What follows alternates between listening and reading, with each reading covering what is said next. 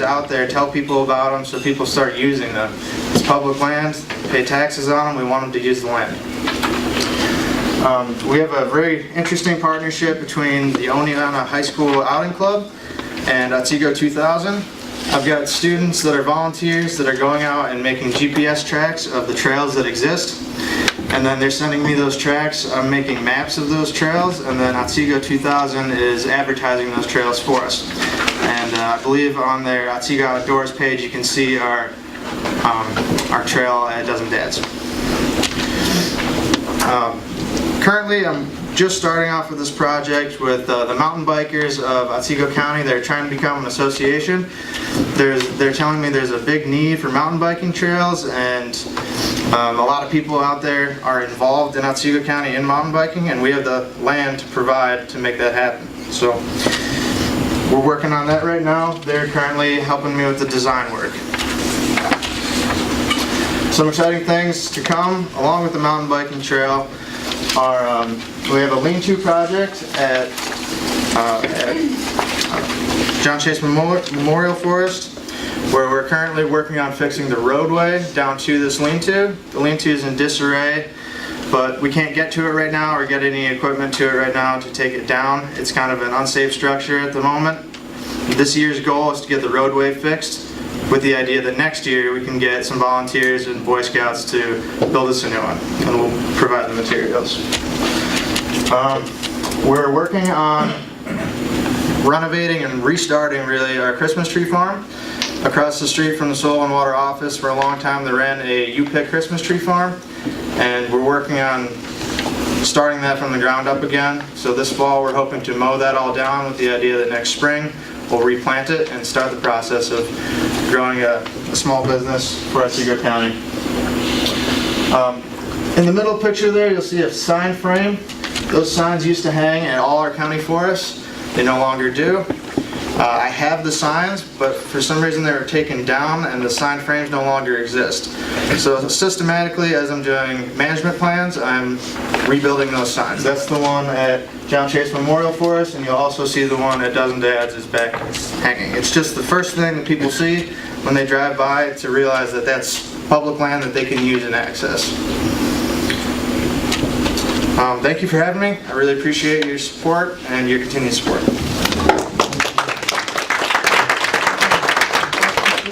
If we could say questions for the end. I got a little bit to go.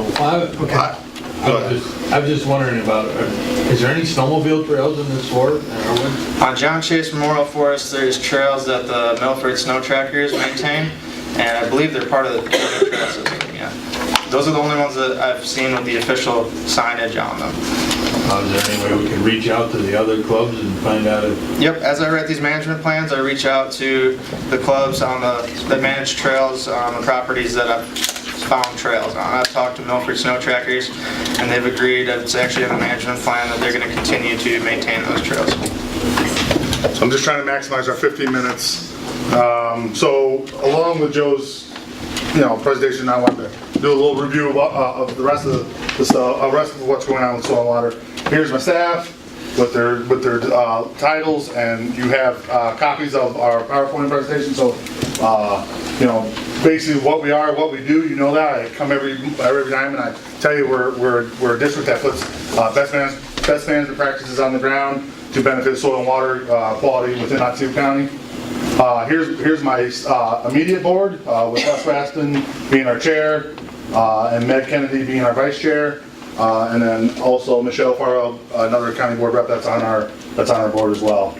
And that's important. I can't express that enough. It's great to have two county board reps on our board, seeing what our day-to-day operations and what we're doing. Key programs for this year, and I say 2017-18, but following the 19 is our AAM program, our Ag Point Source program, our ever-evolving and growing buffer program. And I can't stress this enough. This isn't just something that we sit down and say, oh, we're gonna do this year. This sounds great. What's pushing us is that now New York State has signed on the Chesapeake Bay program, and we're being held, our feet, believe it or not, are being held to the fire for us to implement and do these programs and projects as little as EPA says we need 10,000 acres of buffers implemented in the upper Susquehanna watershed. Otsego County is part of that. We have to pull our weight. And so we had a great presentation here about a month ago. DEC and EPA came to our county. We held it at the Thayer Farm, which is on the north end of Otsego Lake. And EPA came in and said, hey, Otsego County, you have 9,000 acres of buffers that you can install. If you could install those 9,000 acres in Otsego County alone, that would get us to 90%. New York State, the Bay portion of it, would get us 90% to our goals if Otsego County took that step alone of installing 9,000 acres of buffered land. Buffers are a huge thing. Our forestry program, of course, the county has an investment in it, and I have an investment in it. I mean, it took us a year and a half to come to that understanding and saw the importance of the forestry program, and we're doing great things. And then our finish this year of the Butternut Creek assessment, which is huge. First one done in this county, and hopefully we'll set the template for future projects, stream watershed projects. I can't say it enough. Planning sets up funding. So AM is our planning program, which sets up our funding for our Ag Not Point Source Grant.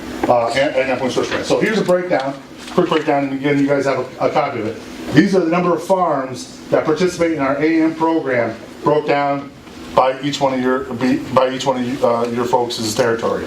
So again, Mr. Wilbur, of course, comes in first with 90 farms in his territory, and then again, Michelle, Pete, and Keith's territories are our largest participating farms. That doesn't mean that's all the farms that are in this area. There are many farms that don't participate, and that's our job to get these farmers involved into a voluntary program. This sets up our plan, our funding potential. This is just a quick view of our last 4 years of Ag Not Point Source rounds. I will have to say the bottom one there, our 2018, we have not come out with the grants yet on who got funded, but those are the 3 grants that we submitted. But each one of these projects, and again, that $3.3 million is only 75% of the total project's worth. All right, so that's the money I was able to obtain for these projects on these farms. Again, a vast majority of that $3.3 million passes through us and goes to the landowner for their contractor who buys materials here locally, that does the work in this county. Again, a breakdown of monies by each individual here on what we brought to your areas for the agricultural community. And again, it doesn't matter to me. We'll work with any farmer anywhere within Otsego County, but this is just how it breaks down. Water Quality Improvement Program. So WQIP is a huge program, brings a lot of money in for our stream work, our salt sheds. Again, we're still waiting on finding out for this year, but this year alone, we submitted eight projects, 5 of them being salt sheds. The only downfall is when we received the one for down in Butternuts for the county. That was a 75-25, but this upcoming year they dropped it down to a 50-50 cost share, but still, I can sit here and tell you I can give you $50,000 of the $100,000 is needed. That's not a bad sell. But again, we're waiting to hear. Hopefully by the end of the year we'll find out the funding sources on those. Again, this is the whole purpose of that NIFWIP Butternut Watershed Study, called an I-4 program. It's basically to build, the purpose of it is to build infrastructure, knowledge of how to do these, and then actually implement it. And so being ambitious and wanting to get as much done as we possibly can, we chose the biggest watershed within Otsego County, being the Butternut. Encompasses 7 towns, 3 villages, quite a bit coverage there. Again, this is our buffer coordinator, Erica, and her whole purpose and existence in our office is to implement the buffers that we've been doing. With Ag Not Point Source this year coupled, we're looking at installing 50 acres worth of buffer. And you gotta imagine this, we're only doing 35-foot wide width on the stream bed. So that's a lot of stream mileages that we're covering with that acreage. Again, you've heard me talk about the Phase 3 WIP or WIP tying in with New York State. That's important because we're in the 3rd phase of it. The first phase ended December 2010. Measuring our inputs of nitrogen, phosphorus, and sediment, which is the biggest issues getting into the Chesapeake Bay. And this is the millions of pounds that we're allowed to send down into Pennsylvania. And again, these are what we're doing, and this is what we have to be producing, or what we have to get down to by 2021. And then, like I said, we had a meeting held here about a month ago with EPA and DC in our county, explaining now getting our partner groups and their inputs and ideas of what could be done to reduce our load reduction requirements. And then to spare you, we have many partners. We'll partner with anybody. Anyone that wants to do good best management practices and get them on land within Otsego County, we're more than happy to work with them. And then what the future holds, you hear me say this all the time, but I take it hard, is keep pace with our demand of our services, being flexible towards funding, being innovative and aggressive towards regards of funding, developing stream program. It's huge. I know it didn't make it through this year, but it's definitely something I'm going to still keep pushing. Keep the water clean for the Chesapeake Bay. But could you talk a little bit about why it's actually also good for Otsego County to keep our soil here rather than sending it down? Well, yeah, correct. Absolutely. We're an agricultural community, your fertile soils is your topsoils, and if they're ending up in the stream, they're not where they need to be to do crop production. And the reality of it, buffering as a whole is the biggest bang for the buck. The reality is it's cheap to plant a tree. So the end result, what it's able to produce as a service, the money input is well worth the output that we get out of it. And so it's important to, it is true that today our county is more forested than it was 50 years ago. But again, 50 years ago, we had 600 dairy farms and 50,000 animals. Less agriculture. And so you can take it with a double-edged sword. Yes, we have more forested land, but we have less farming, less farming community, which is scary. The agriculture community right now is hurting. And so anything that we can do to help offset costs and what we do, but then also get good, sound practices on the ground, it's a win-win situation. Thank you. Yep. Anything else? Thank you, folks. Appreciate it.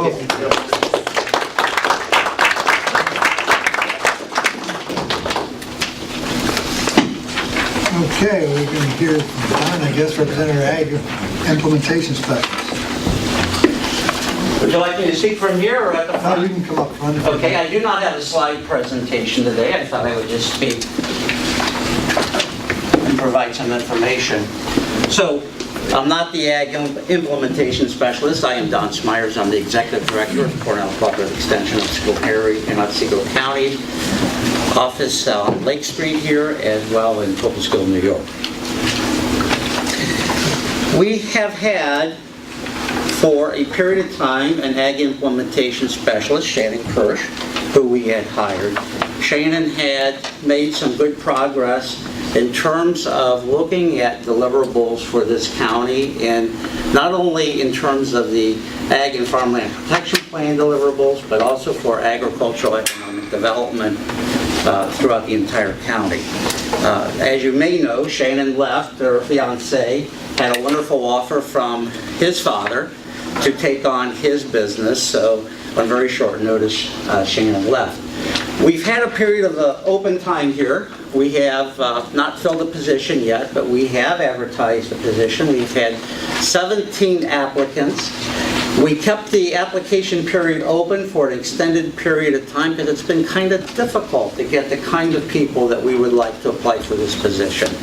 Nonetheless, yesterday, working through our committee, which is shared by Karen Sullivan in planning, we had telephone interviews with 6 people. We identified at least 2, possibly 3, that we're going to have in-person interviews, we hope, if not next week, certainly by Thanksgiving. That's our plan, so we can move forward.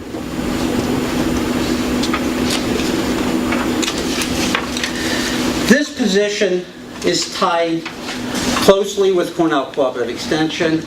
On a cost shares basis, we received a contract with this county, as you know, which is reimbursement only for travel and for salary.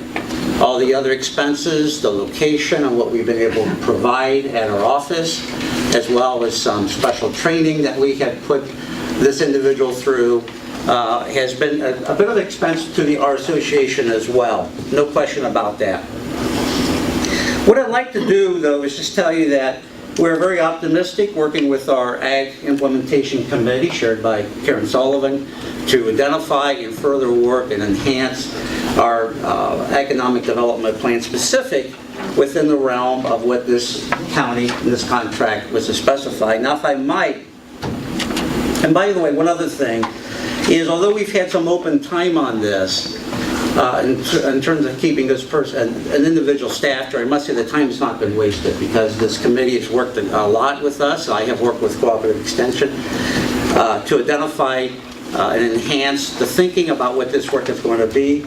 And also we've created an identity, and that's the Farm Source Thrive Otsego, which I think kind of all sets the place to really take off and get engaged with economic development. And if I might, I'd like to talk a little bit about cooperative extension, because it's tied all together. What is the value? What is the value to this county of the participation of Cornell Cooperative Extension for Otsego County? I don't know if you've thought about that before.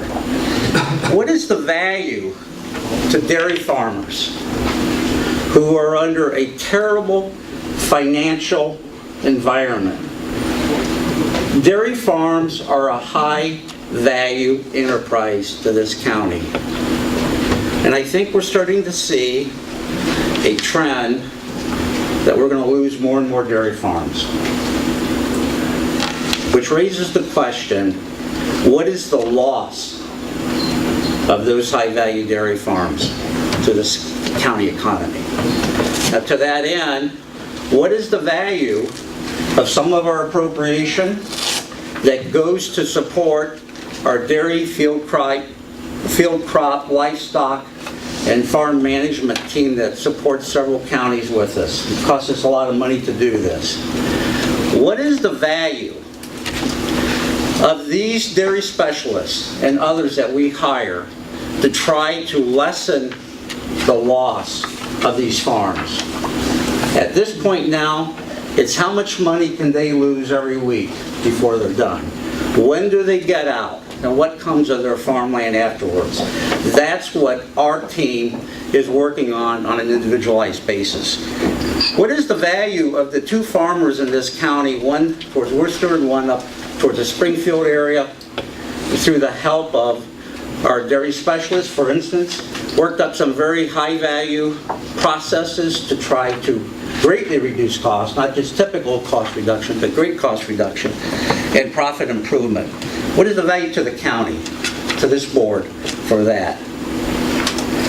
What is the value of our field crop specialists when they do malting barley trials in this county for the brewing industry? What is the value to this county and to this board of agritourism? You've seen that for the last 2 years, when we've been able to work, of course, with Schoharie County, where we initiated this on the Family Farm Day, trying to create an environment for entrepreneurship, for agritourism, to show producers that there's a different way in which they might offset costs and enhance their incomes through other enterprises. What is the value of this association, which has served Otsego County for 104 consecutive years, to do that which this county board cannot do? And that is to bring research, information, expertise from the College of Agriculture and Life Sciences, to be a partner in our role as a subordinate governmental agency in cooperation with this county. What is the value to this county for that? I think it's great. Now, I'll just close by asking this. What is the value to this county of probably having the biggest, most comprehensive youth development program? Working with STEM, working with character development, working with citizenship. Well, ladies and gentlemen, I think you know the value, but as a means to reinforce that, I laid out on your desk a copy of our association annual report. It does not have all the stories in, but it talks about agriculture, expanded food and nutrition program that serves this county, talks about youth development, probably the lion's share of what we're able to do in this county is youth development. There is other information I will follow up with on our teams, our dairy and field crop team. I'll send that information out later as it becomes available from them on their outcomes. But, ladies and gentlemen, I think you know the value of cooperative extension, and I ask that you fully support us and help us engage more with the citizens of this county. Thank you very much.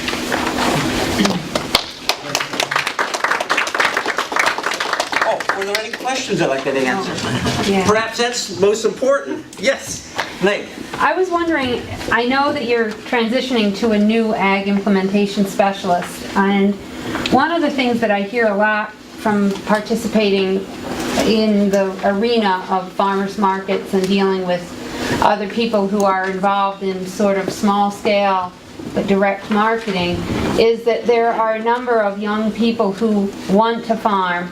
They don't have the necessary capital to buy a 100-acre farm, to buy a 200-acre farm. And on the other end of the scale, there's people who are retiring from an active life in farming.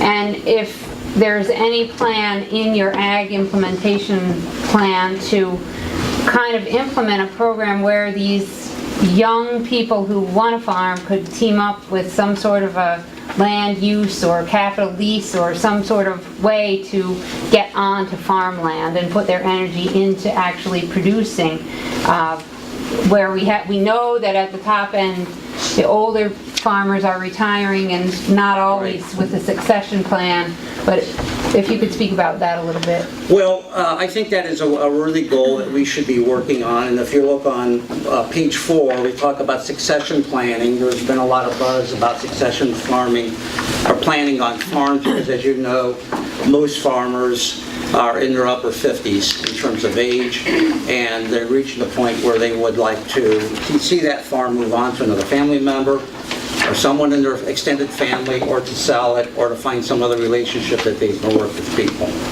So I think that's an important goal we ought to work with. So yes, we'd like to do that. We're talking about the farmers market, where you have applied with the Oneonta City on the downtown improvement fund to help rework the farmers market in Oneonta, and also ultimately develop an ag development center. And I don't want to go too much into that because that's all, who knows what might happen with that, but I think we laid out a very good plan that kind of duplicates or repeats or accentuates the successes a town have had in Broome County. And if you haven't been down to the Broome County farmers market, it's phenomenal. It's really been transformative. So that grant that we applied for in Oneonta is a transformative grant for Oneonta. And I'll just leave it at that because we don't know how that's all going to go.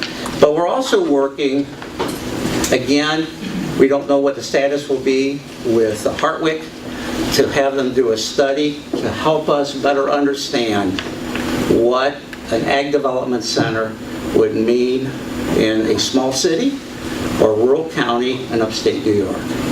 Because it's very different from what it would be here versus what it might be in, say, Buffalo or maybe Binghamton. So we have to really be smart about that. A lot of work has been done on that nationally, but bringing it home and making it be successful is going to take some effort. So thank you. And by the way, speaking about economic development, a few years ago we convened some folks from this region to talk about what is ag economic development. And you might be surprised, we developed out of that a list of about 35 or 40 things. What is ag economic development? It means everything from making capital available for farmers to helping them be transformative and reaching markets that they couldn't reach otherwise, having that knowledge, that infrastructure, food safety, branding. It's working with others cooperatively to form ways in which they can move product. So a lot needs to be done on this. Andrew. Don, I just wondered, can you talk about anything about the facility, kind of plans for the building here in Cooperstown and some of the ongoing kind of big picture ideas with that? Well, or is there anything you can? I can't say too much. Okay, nothing But officially we're hoping yet. to get some funding to do some transformation of our building site. And I hope we'll have an announcement out. I think you had talked about previously about the garden. Yes, an kind of- educational garden, a Yep. remake of the parking lot to provide an interface from preventing runoff going into the lake, good environmental practices. So that's in the works. As you know, our building on Lake Street is an old house. It's probably upwards to 125 years old or older. And it's sorely in need of some improvements and renovations. And with the condition of our finances, having run a number of years here at an operating loss to support what we do, because we just don't have a lot of reserves to support out of pocket much of that right now. So I know that you've been talking about, future appropriations. What are some of your programmatic priorities for 2019 and 2020? Well, as they are now, based on the budget that we have, it's a lot of 4-H youth development. I hope we all agree that that's a pretty important outcome in itself for Otsego County. As far as agriculture goes, we certainly do the beef feeder auction. That is ongoing. That's working with Dr. Mike Baker from campus. We're trying to really duplicate the success they've had down in West Virginia. If you drive down there in the summer months, you'll see all these black dots on the hillsides. And these are all beef cows. And the idea on this beef feeder calf sale is to find another way to use our land resources, which are great for grazing and forage production, to then be a source then to have groups of beef calves that we can sell through auction lots, where the lots are bigger, that attract more buyers from distant parts. So instead of selling to a farm down the road, we'd like to get trailer loads produced where we can have people come from other states and buy them. It's a way of kind of leveraging that effort. Beyond that, we're working on the New York Grown and Certified with Oneonta County. This is a money grant to producers to help them be transformative, to meet the requirements for good agricultural practices so that they would be set up to sell to food stores more readily. As you know, food safety has been a huge issue in recent years, and it's continuing to be. And your grocery chains do not want to take food from just any old farm anymore. They just can't because of liability issues. They're now requiring a lot of liability coverage by the insurer, but they're also, or from the farmer, but they're also absolutely requiring that they follow good practices. And this is a certification process that New York State is also engaged in. So that's some of the things, Danny. The interesting thing about our position here on our Ag Implementation Specialist is that it's largely in the work of what we do in cooperative extension, but in this case, with the county's blessing, we've been actually able to form this into an economic development group. It's soil and water, cooperative extension, OCCA, CADE, and many other groups, and of course the county, all working together to try to put together plans on how to go forward. It's a tough job, there's no question about it, but I think we're up for it, given some resources. Was there any other questions? Well, thank you very much. Thank you. Thanks, Don.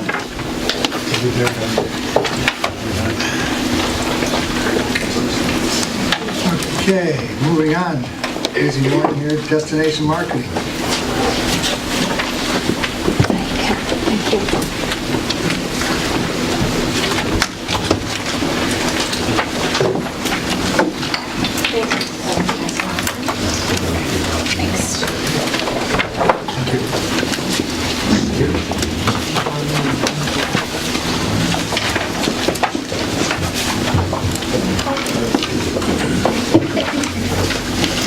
Good morning, everyone.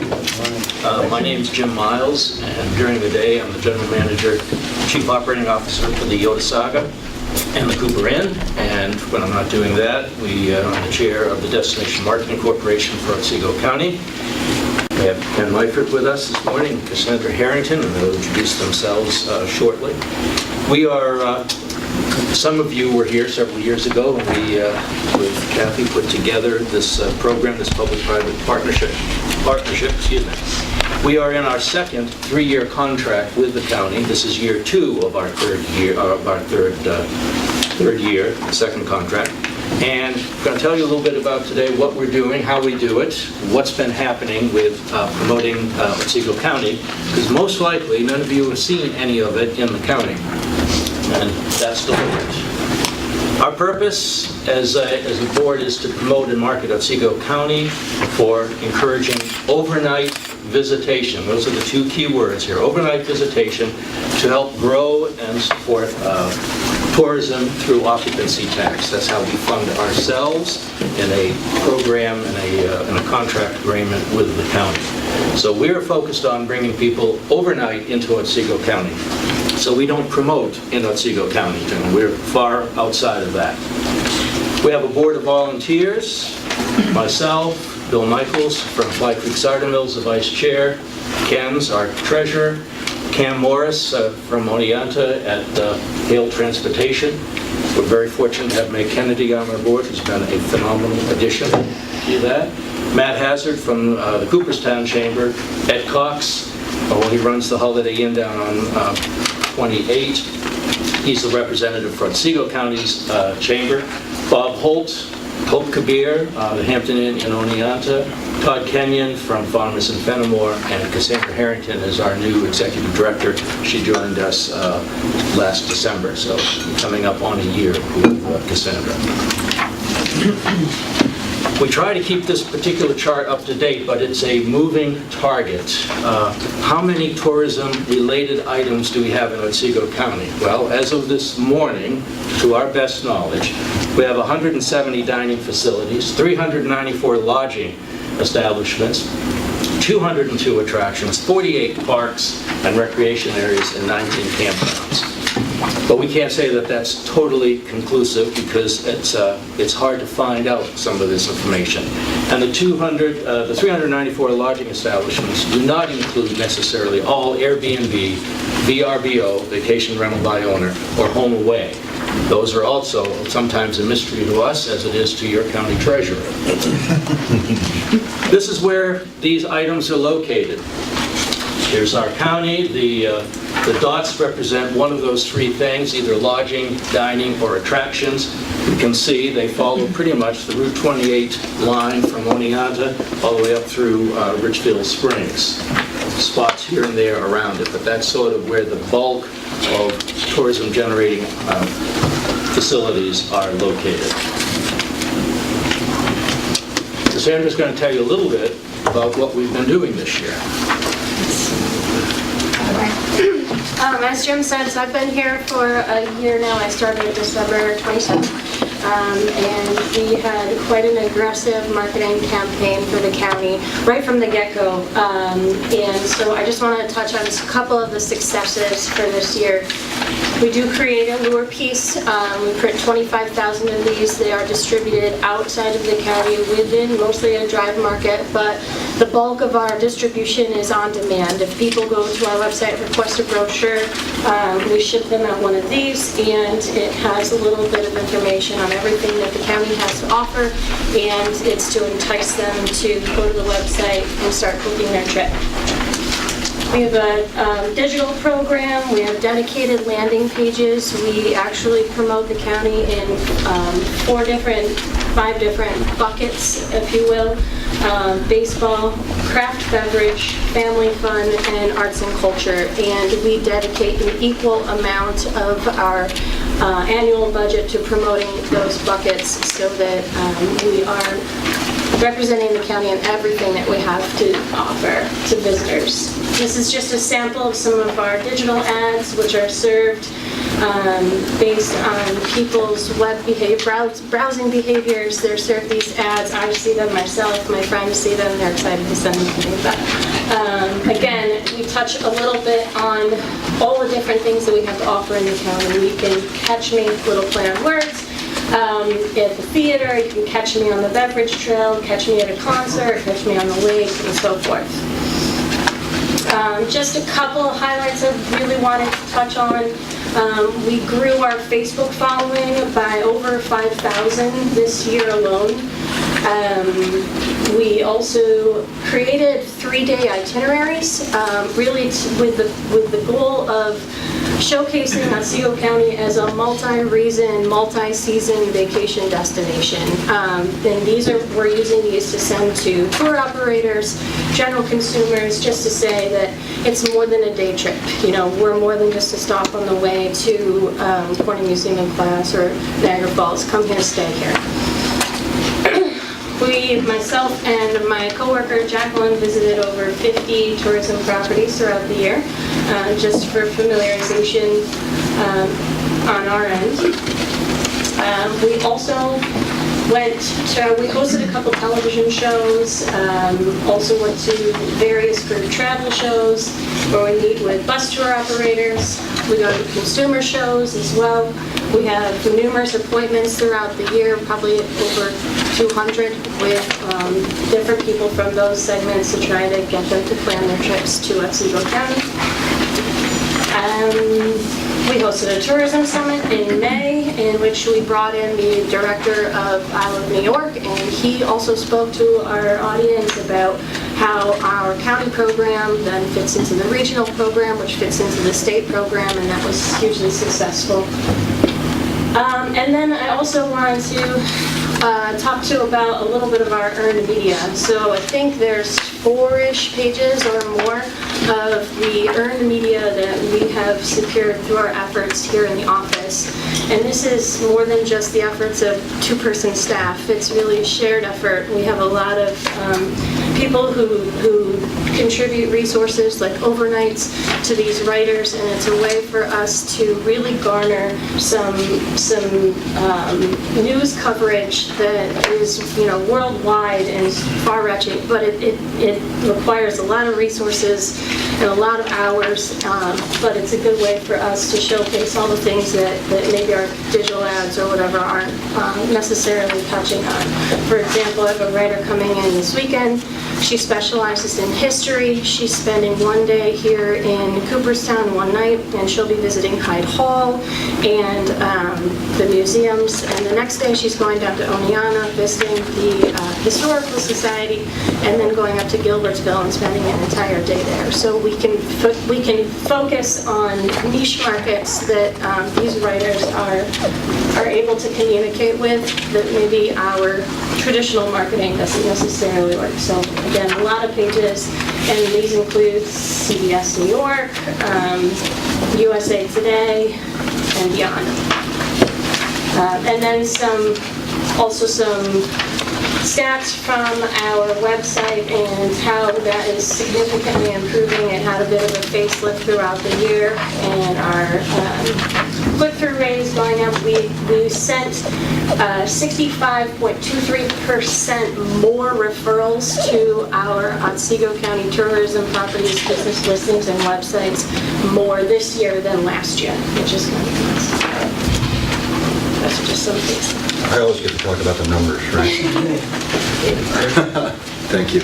I'm Ken Meifert. My day job is as Vice President for Development at the Baseball Hall of Fame, and have served as Treasurer for the Destination Marketing Corporation for Otsego County since our inception 5 years ago.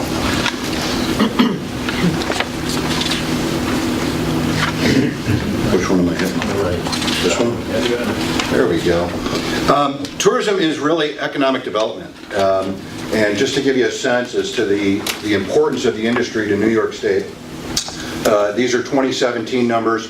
$109 billion industry, 935,000 jobs. That makes tourism as an industry the 4th largest employer in New York State.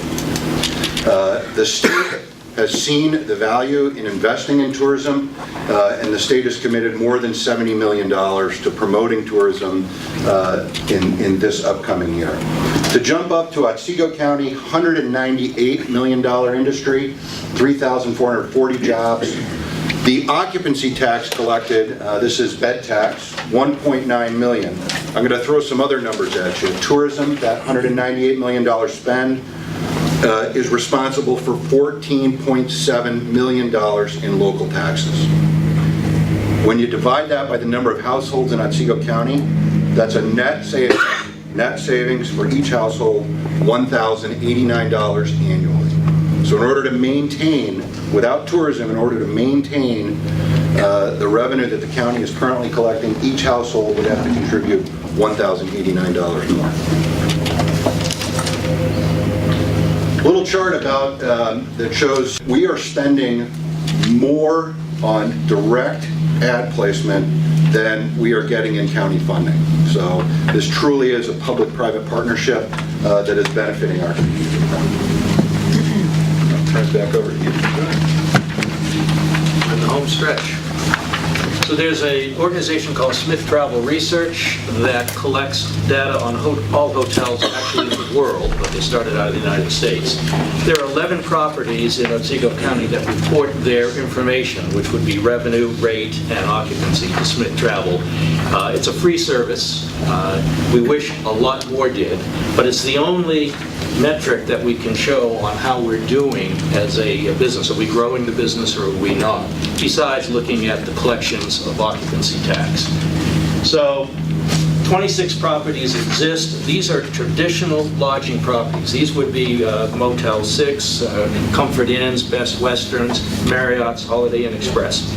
This does not include any VRBO, HomeAway, or Airbnb. None of that. There is no collection of that information, so there's no way for us to know. We represent, in these numbers you're going to see, about 59% of the available rooms in traditional lodging in Otsego County. And no surprise, they exist along Route 28. It's hard to see the blue dots, but you can see it on your handout. There's a bunch down in Oneonta, and there's some along the way, and then up in Cooperstown. There are indeed a lot more properties, but they do not submit data to Smith Travel Research, so you can only go with this. And I view this as, it's a trend. So, traditional occupancy in Otsego County, you can see 2017, that's, read that, 58%, but it's been growing. And we've had 2 traditional properties come online since we started this. Courtyard in Marriott opened in 2013, and the Railroad Inn in Cooperstown in July of 17. This year we added another traditional lodging property. That's the Holiday Inn Express in Oneonta. That's 91 rooms. That's an additional 33,000 nights available that you'll see in 19, actually. So we just increased the base of bed nights to 33,000. So the available chart shoots right up when we add a new property. Again, not counting any Airbnb, HomeAway, or VRBOs. And this is a 7-year trend report on occupancy. Occupancy is when a room is filled with a guest. And it should be no surprise to anyone that spent any time in upstate New York, this county. The highest month of occupancy is August, 86%. Now the good news with that is that's not 100. There's still room just in traditional lodging to grow the summer here. We're not sold out. You might have a day here and a day there, and it's hard to put 4 days together. But we have room to grow still, certainly with the existing inventory. Next year, that probably will drop a bit because we'll have the Holiday Inn Express in there, and that will be, as I say, another 30,000 plus room nights. And we can't absorb all of that in 1 year. It takes a little bit of time to fill that in. Our slowest periods are the winter and late fall. We start coming to life in April. May grows, June, July, August continues to grow. We have a precipitous drop after August down to September. It sort of slides straight over to October. And by Columbus Day, as you know, pretty much things are curtailed. You can see November and then December. December being, well, slightly better than January, which is our slowest month. We've done a lot of things, you haven't seen them all here, trying to grow business in the off-season. Not necessarily January and February, because until we put a bubble over the county, or we have real climate change, it's a tough sell. But we can improve the April, May, early June, and we can improve September and October. October is a beautiful month to be in this county. Absolutely spectacular. But it's a different market that we're going after than in the summer, because we have kids in school, so you've got weekends, but you've got empty nesters, as we say, seniors, etc. You see some of the bus groups that come through with the leaf peepers, all of that type of thing. There's opportunity for growth, both on those sides, at a reasonable return on our investment for advertising. Not so much in the January, February, and December period. We take what we can get during that time. It's sometimes group business, what we call Smurf business, social, religious, fraternal business that's low-rated business, using a hotel term anyway. But we're glad to have them, and we love to see them in January, February, November, and December. That's the pattern of business. It has improved. If I showed you what's happened over the last 3 years, you'd see some growth in those lines. But that's the challenge for the county. It doesn't represent, as I said, those other segments, Airbnb, HomeAway, VRBO, but I believe they would follow a very similar pattern. And County Treasurer has done a great job getting an agreement with Airbnb, and we're receiving money that the county is, which helps our group as well, from Airbnb on a corporate basis. But we really don't know if they're all in there. We just get a single check with no delineation of who's participating. And I know that Alan's looking at doing something, we'll try to do something with HomeAway and VRBO as well. Some of them do participate and do pay the tax. Some probably don't, and many of it could be they just don't know that they're supposed to be doing that. It's just sort of what's happening around the country, not just here in the county. That's our presentation. We're glad to take any questions. The occupancy rates here, do they, some of the businesses shut down in the winter? Yes. Is Well, that taking effect? no, it's interesting. All of the chains are required to stay open. They would like to close. The only properties in the listed information there that close is the Otsego. There's only 2 independents in that data that report, the Otsego and the Cooper Inn. We report our data to them. No other independents in the county report. So we don't supply data to Smith Travel during December, January, February, March, and then we provide the rest of the year. But all the chains are required by their license agreements to stay open. Thank you.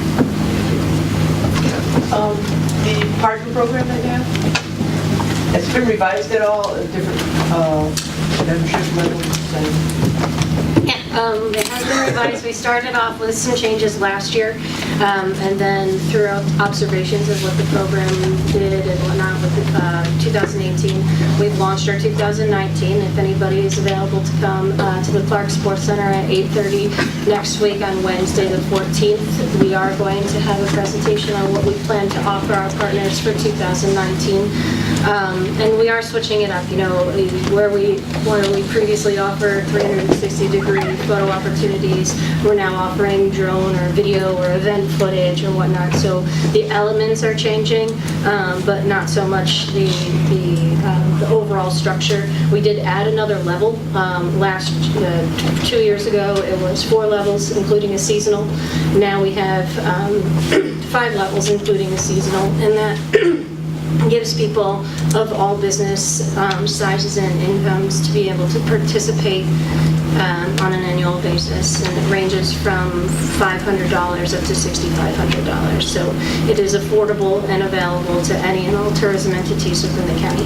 So the 3-day itineraries you build, do you build those with the partners? Does it require partners? Last year's itineraries were built using just the partner list. We actually switched up the elements of the partner program for this coming year, where people can choose to be featured on the blog portion of our website, either via the itineraries, top 10 lists, or via a kind of a Meet the Makers article that we'll write specifically for your business. But given those options and the fact that we've got so much content to carry, that means that if we've got 10 participants in the the itineraries, they had their opportunity to participate, and now we can fill it in and supplement it with other businesses. And what we do with that a lot of times is we're promoting like state properties, state parks or nonprofits that don't necessarily have the income to be able to participate in the program. The seasonal has been a great ad because they have so many seasonal businesses.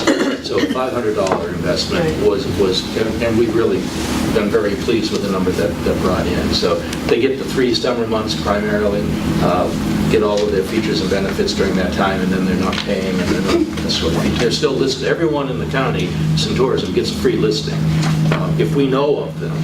So that's part of the challenge. Yes, sir. I have a 2-part question. First, Write this down, or? I'm also a numbers person, so I was just curious about the data presented on slide 22 and 23 related to the state and regional county tourism contribution and occupancy tax revenue. I was just curious if those data are public or are they proprietary? No, that data is all public. These numbers all come from a report which is commissioned by I Love New York. So that is a public report. I'd be happy to share that in detail with you. It is done by a company called Tourism Economics. They've been the reporting agency for the state for many, many years, and that's how the state evaluates it. So it's a very useful tool in that, we're focused on really high-level numbers here, but you can look county by county across the state and see how everybody's performing. So, yeah, that data is all available, and like I said, this is a company that specializes in this. 100 pages. Good, I like it. So the second question I had to do with the, Oneonta's recent rebranding. I was wondering if you have any interaction with Trampoline, how that interaction is going to work into the countywide marketing curve, and how they're brought in outside to work on the city. We haven't yet worked with them, but we do have a really good working relationship with Otsego now and the Chamber and Destination Oneonta. So it's, if ever that opportunity came up, we would certainly be interested in seeing what they have in store for the year. So. Thank you. I would say that's incredibly important too, and it's one of the benefits that we don't talk about that's come out of this being a public-private partnership now is our ability to more closely work with other folks that are promoting tourism in the region.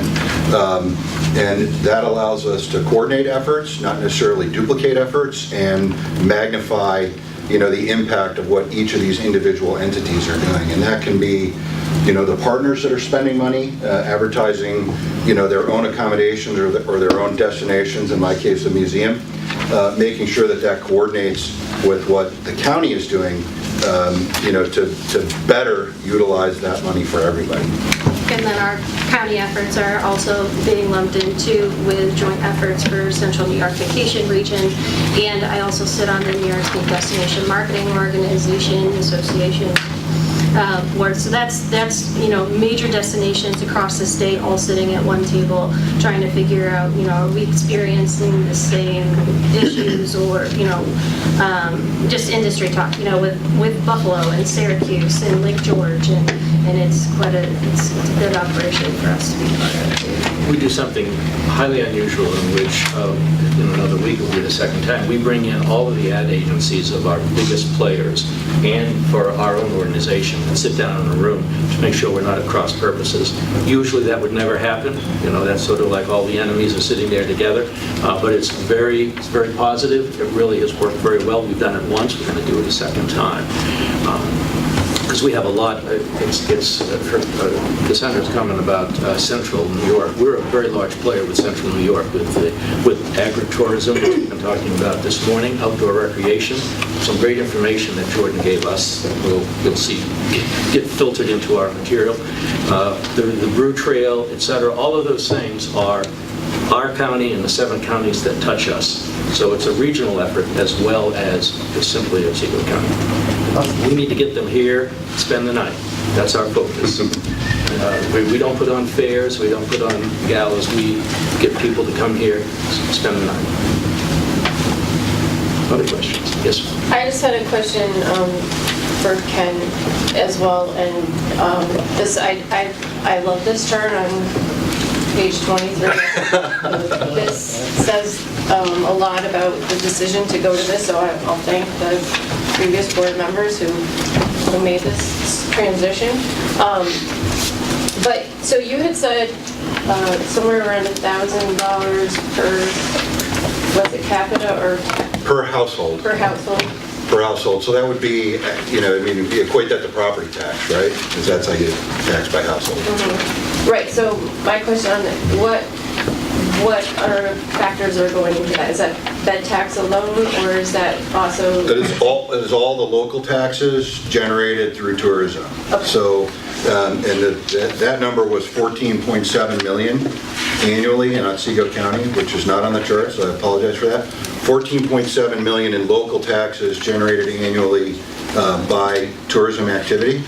So that takes into account that whole 14.7 million. So that's bed tax, that's sales tax, that is probably property tax on tourism properties. You know, the county portion of that. So it's all of that local tax that is generated. Okay, thank you. Yep. Other questions? Thank you all. Thank you. Thank you. Thank you.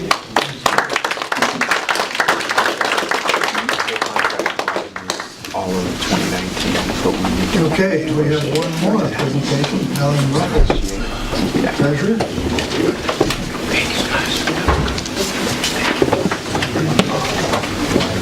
Okay, you guys have been here for a while. We're gonna make this quick, but I do please ask questions if you have them, because this is important to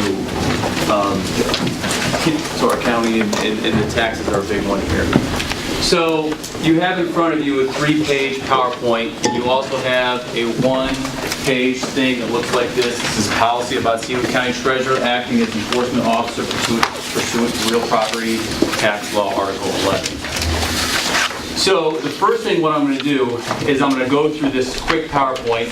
I'm going to breeze through this handout and then answer any questions you have, and hopefully, like I said, everyone can get a deep understanding into this real property tax law, Article 11, because sometimes I feel that there isn't an understanding between not just board members, but between the community everywhere.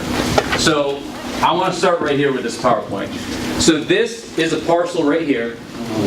This is a parcel right here that went to auction just this year. It went just this year. So as you can see, 2015, 16, 17, 18. This is 4 years of property taxes that have not been paid right now. You can see there's penalties that have been added on, fees that have been added on, interest that has accumulated. That $155 there that I have highlighted in red, that is actually only $15. The reason for the $155, and I made the note, the $140 fee is our tax search fee that we put on every year, because that's what we have to pay for it. We pay for it, we pass that on to the parcel. That $140 fee gets slapped on, but this property, because it gets slapped on, see where it gets slapped on in September of 2018? We slap that fee on because that's when we start the searches pursuant to real property tax law. That gets slapped on in September. This parcel sold in August, as you all know. The reason it's still on this parcel is because at this point in September, when these parcels are heading towards the foreclosure process, we have over 800 parcels. We don't go to each individual parcel. We send out a blanket code that hits that $140 fee, which is why it's on there. So I know it looks a little different, but really that's only $15. So if you could just pretend that that fee should be $15 and not $155, and that's just because of we have to hit it with that blanket fee. So the thing I want you to look at is you have 4 years. This parcel has built up almost $17,300 in back taxes that this person would have to pay before June 30th, 2018 this year, or it would have went to auction. So I know this is hard to read up here, and I apologize, but I wanted to fit everyone on one page. So this is the county's current policy for foreclosure. I don't have one in front of me, sorry. So, let's pretend here that right now, let's say you haven't paid your property taxes yet. Your 2019 bill comes out. It's going to come out January 1st. So there it is, that first column. There's your 2019 tax bill that has come out. Let's fast forward now to December 31st, 2019. You have not paid your 2019 taxes. You've already accumulated fees of 1% per month. In May, when the town has turned it over to the county, the town has put on 4% fees already, and we have to put on another 5% fees for us taking it over. You get in March a $1 fee for us sending out those reminder cards, please pay your taxes. You get a $10 advertising fee in October because we advertise you to try to get you to pay. We then have to put a lien on it in November of $5, and then in September. So that's December of 19. So now comes 2020. You have another tax bill that comes out. You still have not paid 19. So now let's fast forward now. You're in December of 2020. You have not paid 19, you have not paid 20. Now that you have not paid 19, in September of 2020, under the 2019 column, you see you've got a $140 title search fee that you've been hit on because we now have to, by law, real property tax law, and that's the first thing that you have to think of. This is not an Otsego County law. It is not Otsego County policy. This is real property tax law. We have to do that title search fee per that law. So we do it, and we put on the $140 fee that it costs us. So you have that fee that goes on. Now in your 2020 tax bill, your 1% per month, you've got your $1 green fee, or your $1 fee for the green card. Again, you're getting the 4% interest that's built up at the town, and then the county takes it over and we now get 5%. October 2020, you're still getting that $10 advertising fee and the $5 lien fee for your 2020 taxes. So now you have your 2019 bill that's outstanding and all those fees have built up. You now have your 2020 tax bill. So now it's January 1st, 2021. Your 2021 tax bill comes out. Now let's fast forward to December 31st, 2021. You now got another title search fee on your 2020 tax bill of $140 because we have to update that title search because real property tax law, that's what it says. We have to have updated title searches. We have to update that title search. Meanwhile, all the whole time, your 2019 tax bill, your 2020 tax bill, and your 2021 tax bill are earning 1% per month interest. And now that you're in December 31st of 2021, you're getting the other $10 advertising fee and the $5 lien fee on your 2021 taxes. Again, I apologize for the confusion, but try to think of those columns as that is your 2019 tax bill, that is your 2020 tax bill, now your 2021 tax bill. Okay, so you see all of these fees that have built up. Now we're in January 1st of 2022. Your 2022 taxes have come out. You're getting 1% per month. You're getting another $1 fee for the green card, and in May, you're getting 4% interest with another 5% interest tacked on. June 30th, now let's shoot all the way over because you have not paid your 2019 tax bill. Shoot back over to 2019 under foreclosure. We filed a petition to foreclose pursuant to real property tax law, not pursuant to Otsego County law, pursuant to real property tax law. We have filed that foreclosure in January of 2021, and your last day to pay is June 30th of 2022. That's the last day to pay. So now June 30th has come. Done. We have foreclosed on you with all of those fees on the first one that have built up. Again, if you add those fees up, it's actually $325. You have to subtract the $140 because that would have been after. So all of those fees have built up. And we now foreclose on you June 30th.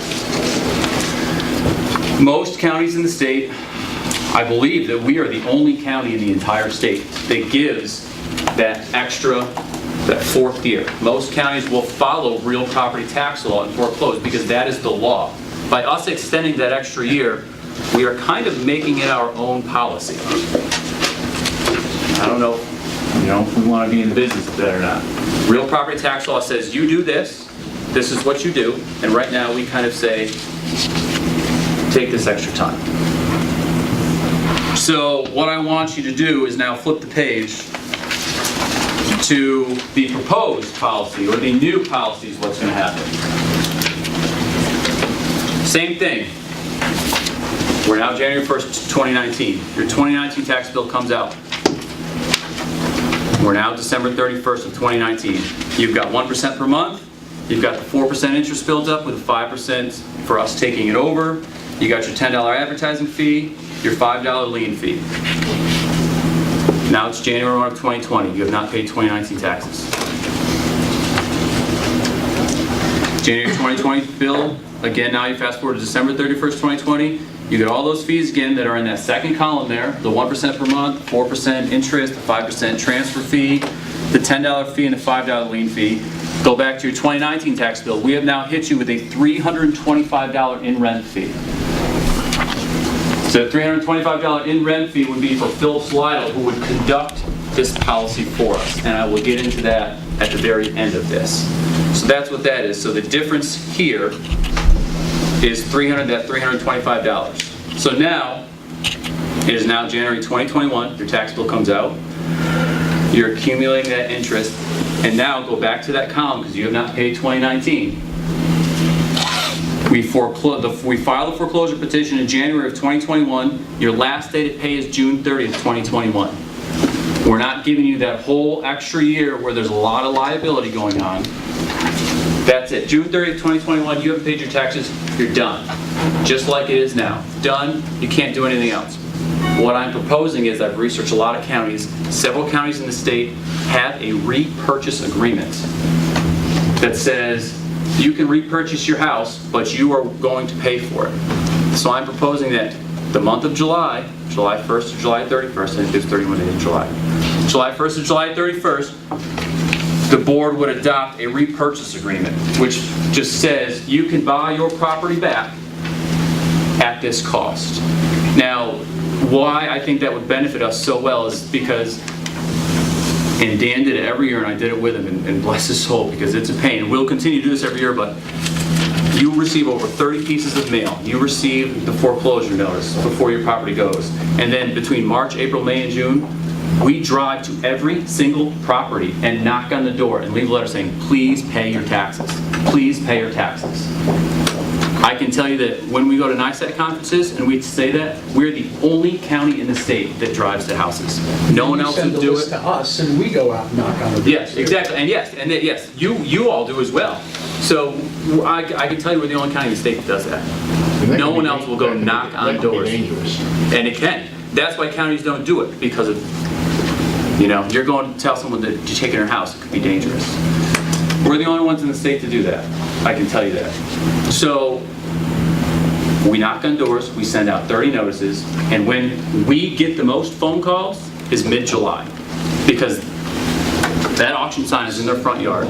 That is when we get all of the phone calls. Let me pay my taxes. I don't know what to tell you. We've given you all of this time.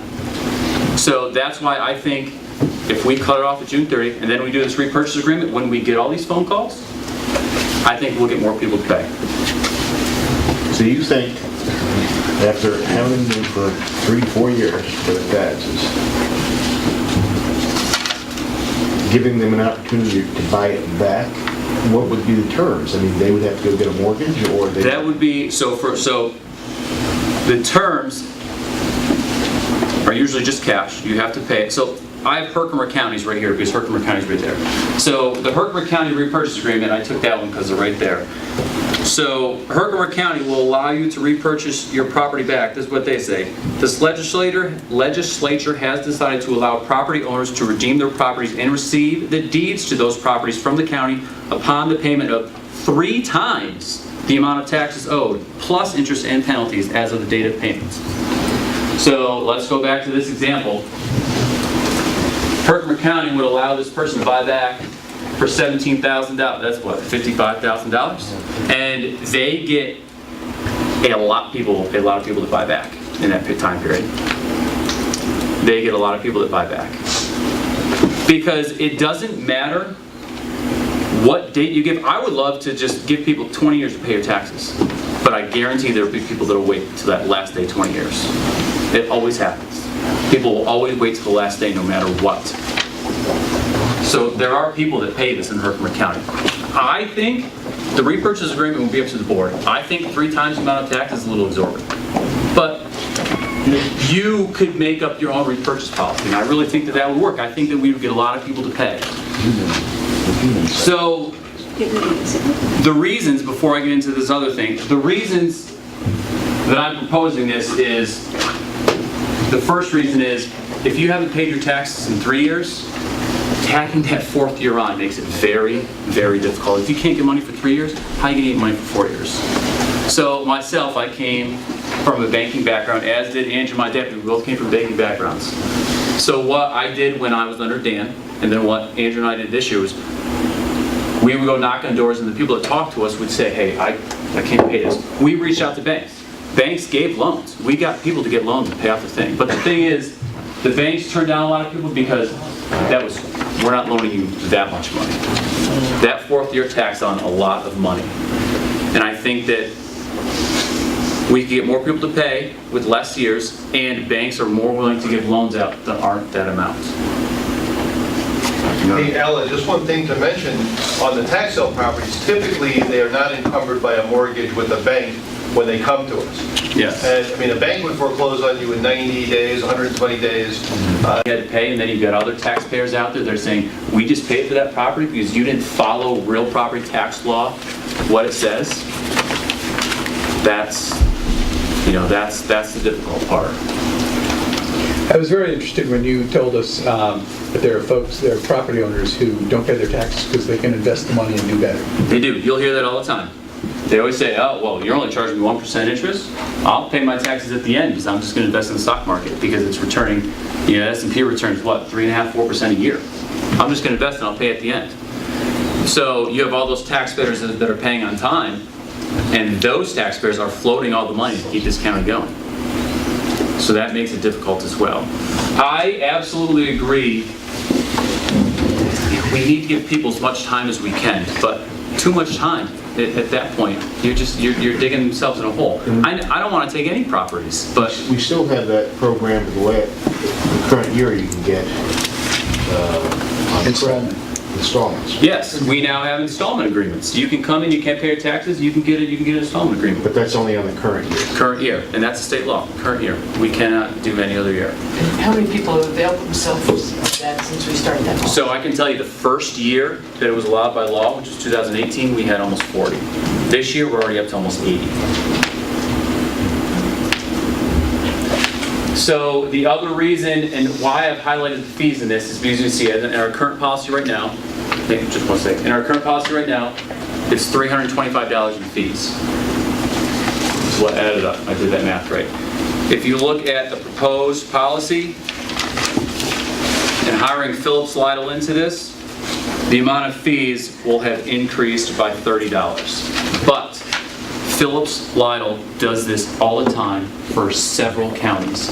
They have databases that we don't even have access to. We would pay a lot of money to gain access to reach people.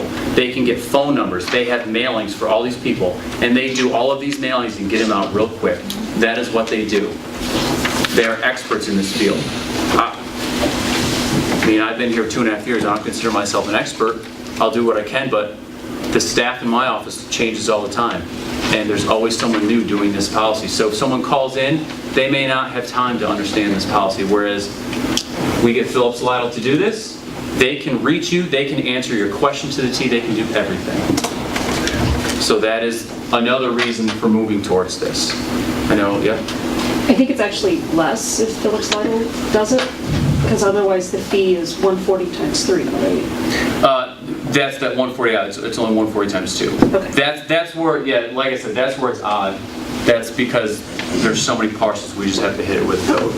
But it's close. It'd be one less year, that's why. Yeah, and it would be one less year, so you're not going to have that one less year, and you won't have that whole 4th year of taxes. For your office and Hank's office, there's opportunity cost. Yes. I mean, for that same money, what can your office and Hank's office, their staff, be doing on the county business? Absolutely. And like I said, I don't want, there are absolutely soft costs, because when this happens, in my office of 10, we have to keep our daily things going on. We have to keep payroll going on. We have to keep finances going on. But we also have to send out over 2,000 pieces of certified mail, where we have to take the sticker off, we put it on, we write the amount, over 2,000 pieces of certified mail, and then another 2,000 pieces of first-class mail. Per year or per parcel over time? Per year. Per year. That's about 800 parcels. But you have to realize, so you have to mail certified and first class to each parcel and each interested party. And some have 8 to 10 interested parties. We have to mail certified and first class to every single party. Certified requires a signature. Yes. Meg, sorry. So just to elaborate on that point, that mailing and the cost for all those first-class mailings and certified mailings, Phillips Lytle is assuming those costs. In our new that 325, model. yes. So for $325, which is $30 more than what we're doing in fees right now, they're taking on the cost of all those certified mailings. Yes. Which is like at least $6 per piece. Which is, for yes, certified. that will be in there. And what, so their it adds fee, up. their fee is actually, to be transparent, their fee is actually $275 plus $50 for every, plus $50 to cover the cost of mailing. All the mailing. So that's where the $325 comes in. But yes, Sounds if like you a look good at it, deal. It could be, yes. On the credit card payments, I mean, that was a newer development over the last couple of years. How many people take advantage of credit card payment processing for the county? Yeah, a lot of people come in and we'll do credit cards. To be honest, we get a lot of phone calls to process credit cards, and we can't process over the phone without special circumstances, which we do. It's maybe getting ahead a little bit, but if the budget passes and we do get this new tax software, we will be able to take payments online, which would save a lot as well, so that may help people out as well. So right now, we can't do any online payments? No. So this sounds like this policy will benefit, the ultimate beneficiary will be the property owners delinquent on taxes. It will increase their ability to pay substantially. That's what we're hoping. We're not giving them, we may not be giving them that whole extra year, but we are giving them that repurchase agreement, which, like I said, you as the board will have to, that's a board policy, and that can be changed every year, that you would undertake as the board to allow them to pay in July. And like I said, the biggest thing with switching to this is we are following real property tax law. Right now, we're following real property tax law and Otsego County law, which puts liability on us if, like I said, a house were to burn down. Where I just want to let's take the liability out of our taxpayers if something like that happens. This is what real property tax law says. We're just following real property tax law. My understanding on the 4-year is that that's not even an actual policy that was approved by the board, correct? So I mean, is it changing this? Is it just simply you changing it? So I'm going to go with Ellen. I believe that, and I only know back, to Dan. I'm not back further, but I believe that was the policy when Dan took it, and Dan just inherited it, and it just kept going. And I believe it's been, because I will tell you, like I said, back in the 90s, that's what a lot of counties did. But then they started looking into this. There's liabilities. People are having difficulty paying. Let's just follow the law, and that's what a lot of counties are doing. But making the change, do we have to make a resolution, or can the treasurer's office just make this change? Yeah, I mean, the way it works is that there are deadlines set up in the state law. So like, we have to file the petition during a certain time period. We have to give people so much time to a particular date. But then if it goes past that date, the bottom line is who's going to complain, So there was a custom and practice, and as Alan said, of counties developing different, last payment dates. And so in that sense, the board doesn't need to do anything. I think the treasurer's here today to get your support for the change in the policy. But there's no law that we can enact to actually change that, because state law governs. And when state law governs, they kind of occupy the whole field, and we can't change it in that way. So just to piggyback on that, and Alan's going to correct me if I'm wrong, because I think that I understand this. If we follow real property tax law to the T, Done. I believe that if we file the petition January 31st, that we have to foreclose on April 30th. Done. Hands out, you get 90 days, that's the law. I'm asking June 30th because I feel that the community and the county already know that June 30th has always been the day. So I think that I would ask the board to be in support of following real property tax law, but to accept, I don't know if it's a local law or resolution, to extend the April 30th deadline 2 months to June 30th. That would be our policy, hopefully written down in a resolution or a local law, and then to adopt a repurchase agreement for the month of June. Why wouldn't you just do it? Yeah, so there's no way you can change these deadlines by resolution or local law. But there is, an informal policy or a formal policy by many treasurers throughout the state. So I believe, and what was discussed was that this would be brought to the board to get a motion in support of these changes, but it does not need a local law Okay, or a that's my resolution. mistake. The only thing that needs a resolution is the repurchase agreement. That's something that the board has to approve. There are some counties too, like the way it works in the law, it says file a petition on X date, whatever date you choose, and then you have to give so many days as a last payment date or a date to file in court the reasons why you don't owe these taxes. And that is generally April 30th. It's not always April 30th, but generally April 30th. In some counties, that's it. You don't pay on April 30th, that's done. They just, the county owns the property, and they go forward with whatever they do, and they don't let anyone pay late, because at that point, most property owners have gotten anywhere from 20 to 30 notices, depending, again, on the county. Our county also provides extra notices that are not required by the law, and there are several of those, and Alan can tell you about that. I think Alan's getting into the other sheet that I handed out. Oh, yeah, sorry That's what about we're that. starting, I think, just because I know that was number 1 on that sheet. Right. If these are all the purview of the treasurer, and he has the right to do what he wants to do, but follow the law, we don't need a motion of the board to tell him that he has the right to do what the law gives him the right to do. No, that is correct. I think we're on a slippery slope if we start doing that for everybody that wants to do something, because that is his purview to do it, and we got kind of bogged down before when we used to pass resolutions telling you to sell the property you already sold.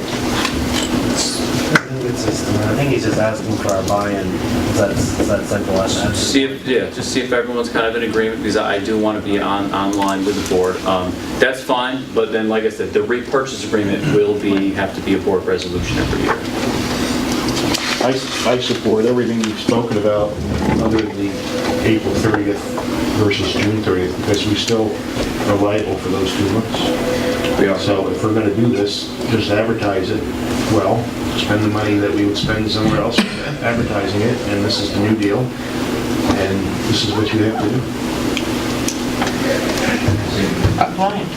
I mean, I'm fully supportive of moving forward with this. The other piece that I'm hoping that I know you and Ellen have mentioned that you're talking about is this whole issue of the auction and the who can actually participate in the auction, because I still think it's mind-blowing that, for example, the treasurer of Otsego County could bid on a property. We have no policy internally that would bar you, for example, from actually purchasing a property, and to me that needs to be addressed. We need to address these. So that is true. Ellen and I do have an agreement, and Ellen and Dan had the same agreement, that no one from my department or Ellen's department is allowed to bid on these. We have the right to refuse any bid, and if someone in my office bid on it, I would refuse that bid immediately, because our offices kind of have insight to a lot of these properties that would make things for us. So we don't. I know that was the policy for years, whether it was written or not. We would have to go back and ask the previous treasurers. But it was always clear to me, and my office knows, they are not allowed to vote. And both our offices know that if my employee voted or my employee bid on it, I would refuse that bid immediately. Nope. next month. I think it's just, as you're reassessing all of these other pieces, I think looking at the county employee involvement in the tax auction, I know is something that both of you are talking about. So I personally hope I think any county employee should be. Is there anything the county board can do to make a policy that Well, yeah, says? that's what I was going to mention. Gary's doing policy review now, and that's something that could fall under that as a board policy rather than the treasurer policy. So that could be a board policy. No employee of the county can bid on property. I mean, how do you stop that? If you got spouses? Well, you're gonna have to define what it means. It will have to be well-defined what it means. Does it mean The county's one of the your largest. spouse? The issue there is, how far do you go? You go to spouses, do you go to siblings? And there are a lot of people that It's work for the county. the county's one of the biggest employers. I think a lot of it is Basically be eliminated. Well, it's all optics. It's 100% optics. What information do you have, or do I have, that's not public? It's all public. Yeah, so it's all 100% optics. It's true, I agree with you. And I'm not real happy with that. So, someone in highway that has vacant land next to them comes up for auction, has no advantage at a public auction over anybody else at that auction. Yeah. That person in highway should be able to, in my opinion, buy that property next door to him if he so desires, he or she. They are a number down there at the auction. They are a number. What insight do they have? If somebody thinks that property is more valuable than that individual, they should buy it. All right? I've been talking to Ellen since I've been on the board. Why can't I buy property at the auction? Because you're on the board. I don't feel I have any advantage over anybody else. If they think that property is worth more than me, then spend the money. So I'm not sure. There are some that should not be able to purchase, I agree. But generally, putting something on every employee of the county that they can't purchase a property at a public auction, I think is wrong. And I think we could be sued for it. And like I said, I think I agree. I do feel that there should still be no one from my office or Ellen's office bidding on it. But I agree think there are certain positions, but no one else. You know, saying nobody at the county can buy property, that's all right. Well, the analogy that got made in one of the committees I was in was if you are an employee of McDonald's, you can't participate in any of the sweepstakes at McDonald's. It's just, we're the government, and the government has lost people's trust. And I think that if you take an extra step to ensure the public's trust in government, there's a payoff there that's worth more than the opportunity for any employee of the county to bid on a thing. I think we give that up as electeds, and I think that there are other benefits to working for the county that could make up for that. Just the point of reference, every month we're lectured by an employee that for the procedure on the auction and also buys property at the auction. Yes. I don't want to belabor it all. I just think we need to do more research on it. I think NISAC has a lot of great information, and I think we should, just like a lot of the other things we're looking at, we should see how many counties do allow county employees to participate, how many don't, why don't they, and then we can make a more informed decision. We can, and I can do that. And I just know off the top of my head, because I've talked to several counties and seen it, that we follow the same policy a lot of other counties do. There are, believe it or not, there are counties that the treasurer is allowed to bid on property, but most counties bar the county attorney's office and the county treasurer's office from bidding. Any other questions? Before, if we just want to run through these 5 things real quick, just to make sure. That number 1 there, you can read it, but basically that's just saying that, we're still going to do exactly what we're doing, whether it's required or not. We're still going to advertise people in the paper, and you're going to hear from your constituents that they do not like to be advertised in the paper. that you will not believe how many people come in and pay just because they don't want to be advertised in the paper. I know they don't like it, but it really gets people to pay. And we would rather have people pay than take their house. We're going to file a petition in January, February of each year, or as soon thereafter as practicable, and an amended petition can be filed at any time as necessary. Number 3 is June 30th or the next business day thereafter, the same year in which the petition is filed, shall be the last date for payment of real property taxes, including interest and penalties for the period covered in the petition, unless the county board by resolution authorizes a repayment agreement, which is the repurchase agreement. Well, why is that necessary for the county board? Why can't, we're going to do it for every, on an individual case-by-case basis? You would do a blanket. July 1st. But is that necessary?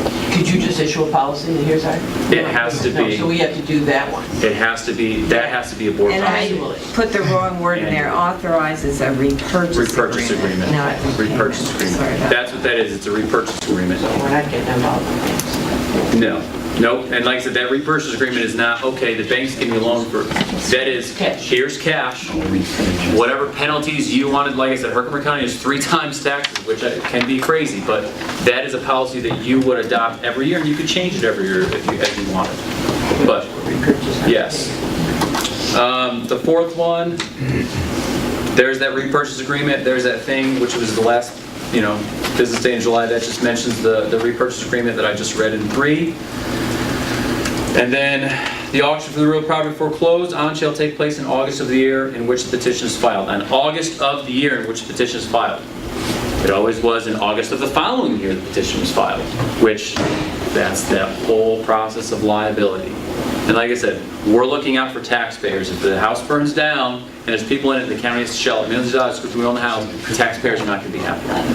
That is something, that is something, and this year, I spoke with one and he said, I never got that letter, And it was a year and a half earlier that he got the letter and signed. He didn't remember. And you know what, I think people say, oh, I got a year and a half, and I think that tightening that up is absolutely necessary. Yeah, and Nature, many people wait till the last minute. And that's exactly what Ed said. That guy, he called and he said he never got the letter, and we did exactly what we said. Oh, well, if you didn't get it, we'll do whatever we can. We did our research. He came in, he said, here's your letter. He goes, I got that a year and a half ago. I don't remember signing that. Well, I know, I'm sorry it was a year and a half ago, but you signed it. You knew. So, and he understood. He understood, and he said, well, I screwed that up, and he walked away, and he understood. He also bought his property back, right? He bought his property back, he told me. And for speaking of the same one, did he? I don't know if he did or not. I'll look at that. But yes, so that's the big thing right there, is that. Bottom line is your research shows that by keeping it to the shorter time period, more people are likely to be paid because they're not digging a deeper hole. Yes, and like I don't have physical numbers to show you. I know it's out there and I haven't got it yet. NISEC has it, but that's why all other counties have gone to that. In the last 10, 15 years, they've all moved to that because they have seen a higher rate of payment come in because it's not such a hole. So I have a question for you, Alan. So we've had this discussion privately a couple of times, but you had mentioned that once the sign goes up on people's yards, they've ignored 23 letters, the sign goes up, you get the call, and by then it's too late. So my thought was, if we own the property in April, can we get the sign on there in April so that people have 2 months? We have, that way, I think what happens in some cases is the community gets involved. So you've got a person who, for whatever reason, hasn't responded to 23 letters. But the sign goes up on the lawn, the neighbors drive by, they say, hey, what happened to, what's going on there? And then, maybe it's a case where the person can't read. But yeah. I'm just trying, my goal is to keep as many people in their homes as possible. And I know we discussed that and we looked at the legality of that. I know we went back and forth. We could do that. The only thing that I foresee is that, like I said, when we're going out to those properties, maybe that's something we do. I don't know. Again, I don't know with law officer how that would look if I'm out there. Like I said, those auction guys do it. That's their job. That's what they're getting paid to do, and they're covered by insurance. They're covered by liability for that. Us doing that, I don't know if I went out and put a sign and something happened to me. I don't know what liability anyone would be under that. They could do it if they wrote it. But they could do it on that date. We own the house on that. I could ask, yes, that I'm not sure. I could ask the company if they would, I could see if they could Well, the do sign is that.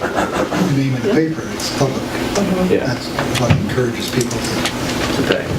And that's why that repurchase agreement, I think, would be huge if the board would adopt a resolution, or, early next year saying in 2019, this is what, well, it wouldn't have to happen. So, and that brings me to the other thing.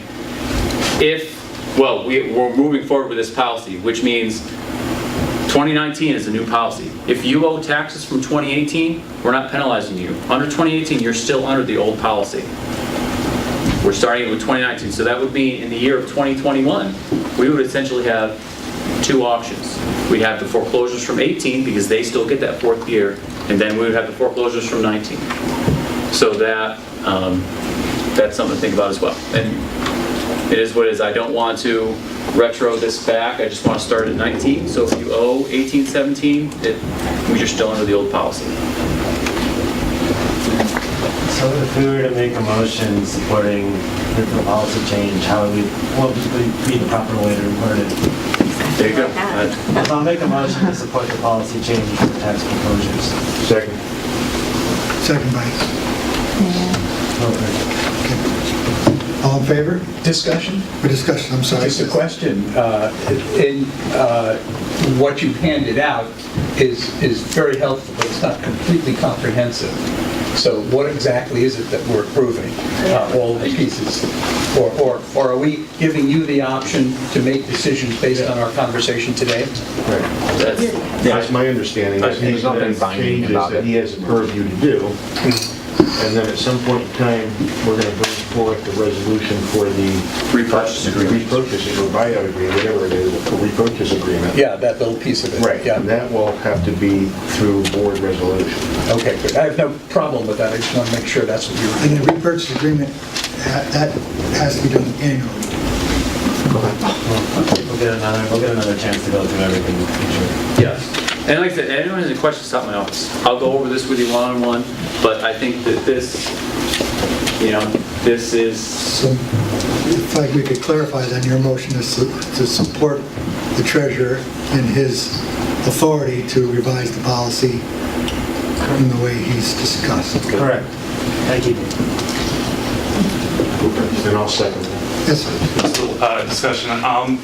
So I've raised my concerns in admin previously. I just approach this with concern because I feel like it does run counter to the feedback of the community that we've heard. And if I'm understanding the feedback right, if I'm hearing it correctly, in a nutshell, the main concerns are that folks don't have enough time to pay their taxes or to pay on the day of the auction or what have you.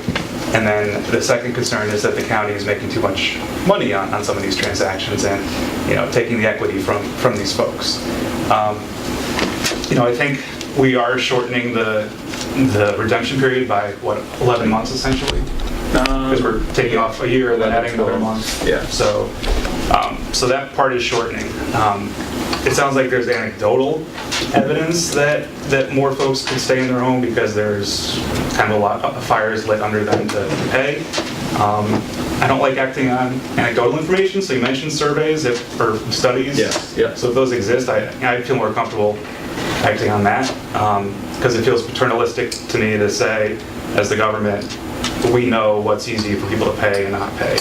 And, it's up to them to decide that. But I do think that the better argument for shortening the period is certainly the liability argument. There's a lot of weight with those concerns. And then the second part is us making too much money. I do feel like the repurchase agreement does have the potential to become a little bit egregious penalty. And I want to avoid us going that route. And then the other concern around that is the sort of arbitrary feeling of the July 31st date. So why do we pick that date as opposed to the day of auction or any other date for that matter?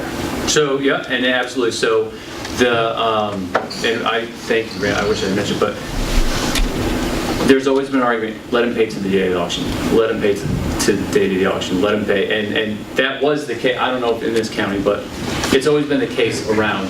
And I think there's only a handful of counties that still allow it in the entire state. And the reason is because, let's say,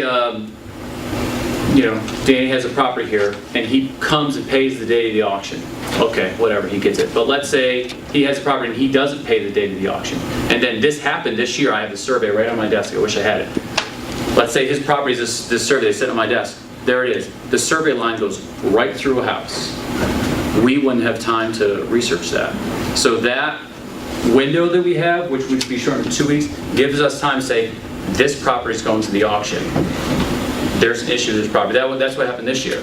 We had that time. I sat there with Hank. Oh, Hank's not here anymore. I sat there with Hank. We went through each property that was going to auction. We found this one. We're like, we can't sell this at auction. Someone's going to buy this, and the property line goes right through someone else's house who's paid their taxes on time.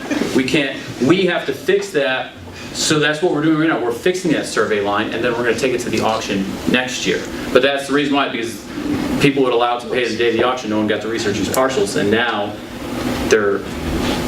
you have the Latin word. We just sell it. Buyer beware. There it is. But do you really want to sell a property that we know has that serious issue going on, but we didn't get time to research it? So that is why, and that is there are a handful of counties that do it, but most have gotten away because of that issue.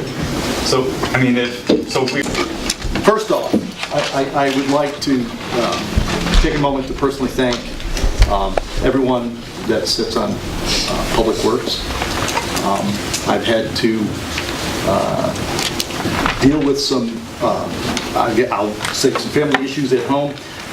I haven't been as engaged as I would have liked to be and around, so they had carried the load. They've done due diligence to their duties, and I want to personally thank each and every one of them for the job they've done. Well done. So under highway, starting off, we now have 6 new plow trucks that have arrived, and we also had our fall safety days that was down at County Highway. We roughly had about 100 people that showed up. We had 9 towns that were represented there as well.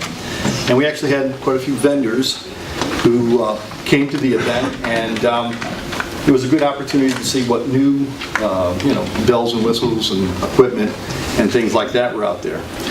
And a lot of our highway employees were the benefit of seeing me slave over a grill for a while and actually cook them some lunch, so I think they got a big kick out of that. But along with that, it was nice to see some of the new trucks, some of the new equipment, and I don't know what that smell is that they put in a new truck, but it is actually, it's really, it kind of brings you up a little bit.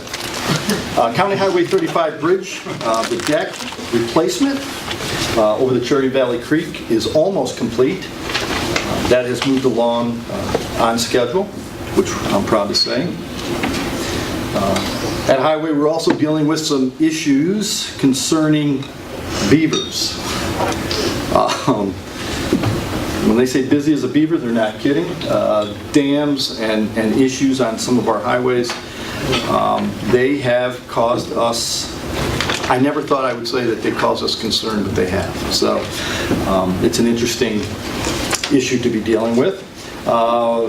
Basic maintenance of our culverts, ditches. We're out there doing some patching as well, trying to get as much done before the snow flies.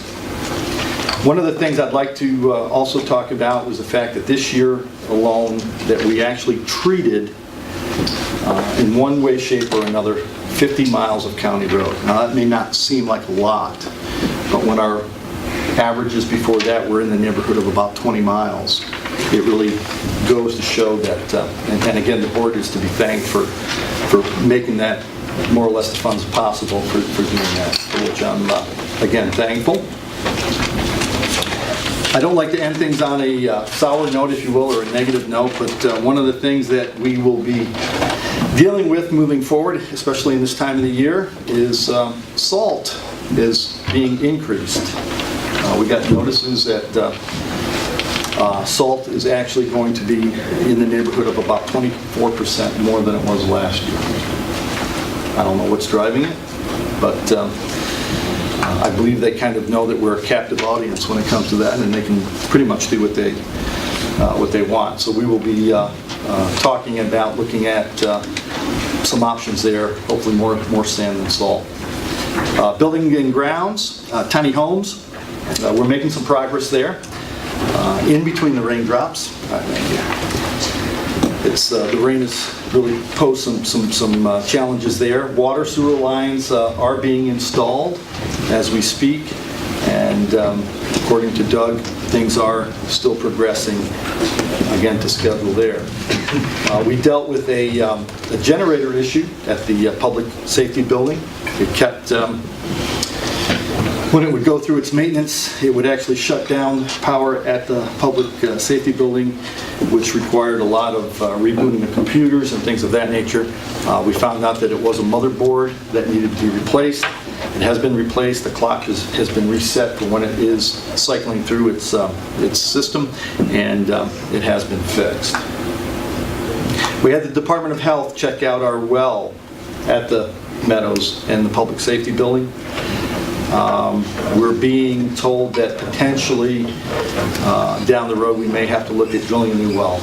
There seems to be our locale to the agricultural side of things on the other side of the road may be causing some potential issues moving down the road, so that's something we'll throw out there for consideration.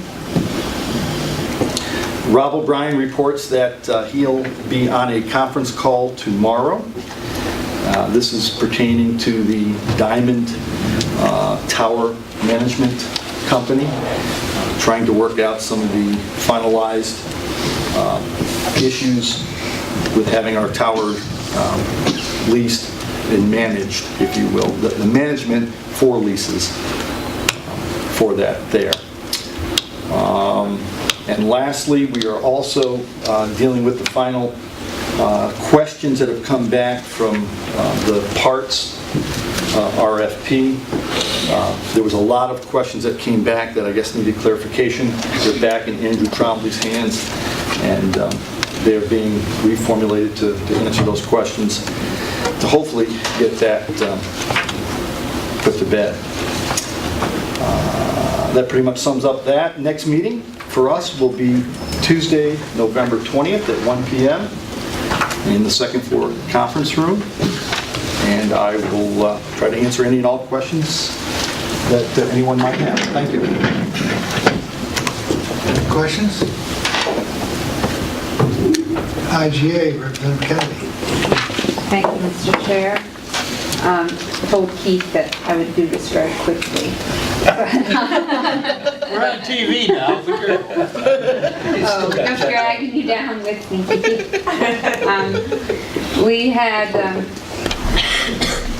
We finalized, we chose a spray foam insulation moving along on the tiny house project that Representative Overacker mentioned. We chose the low bid for that.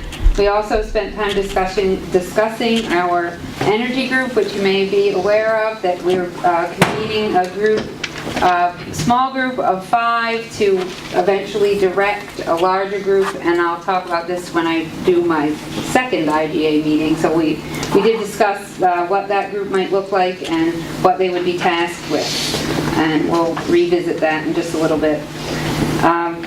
We also spent time with Jody discussing the Capital Resource Group and approving resolutions 307 and 308 that you have today for that refinancing of the commercial loan.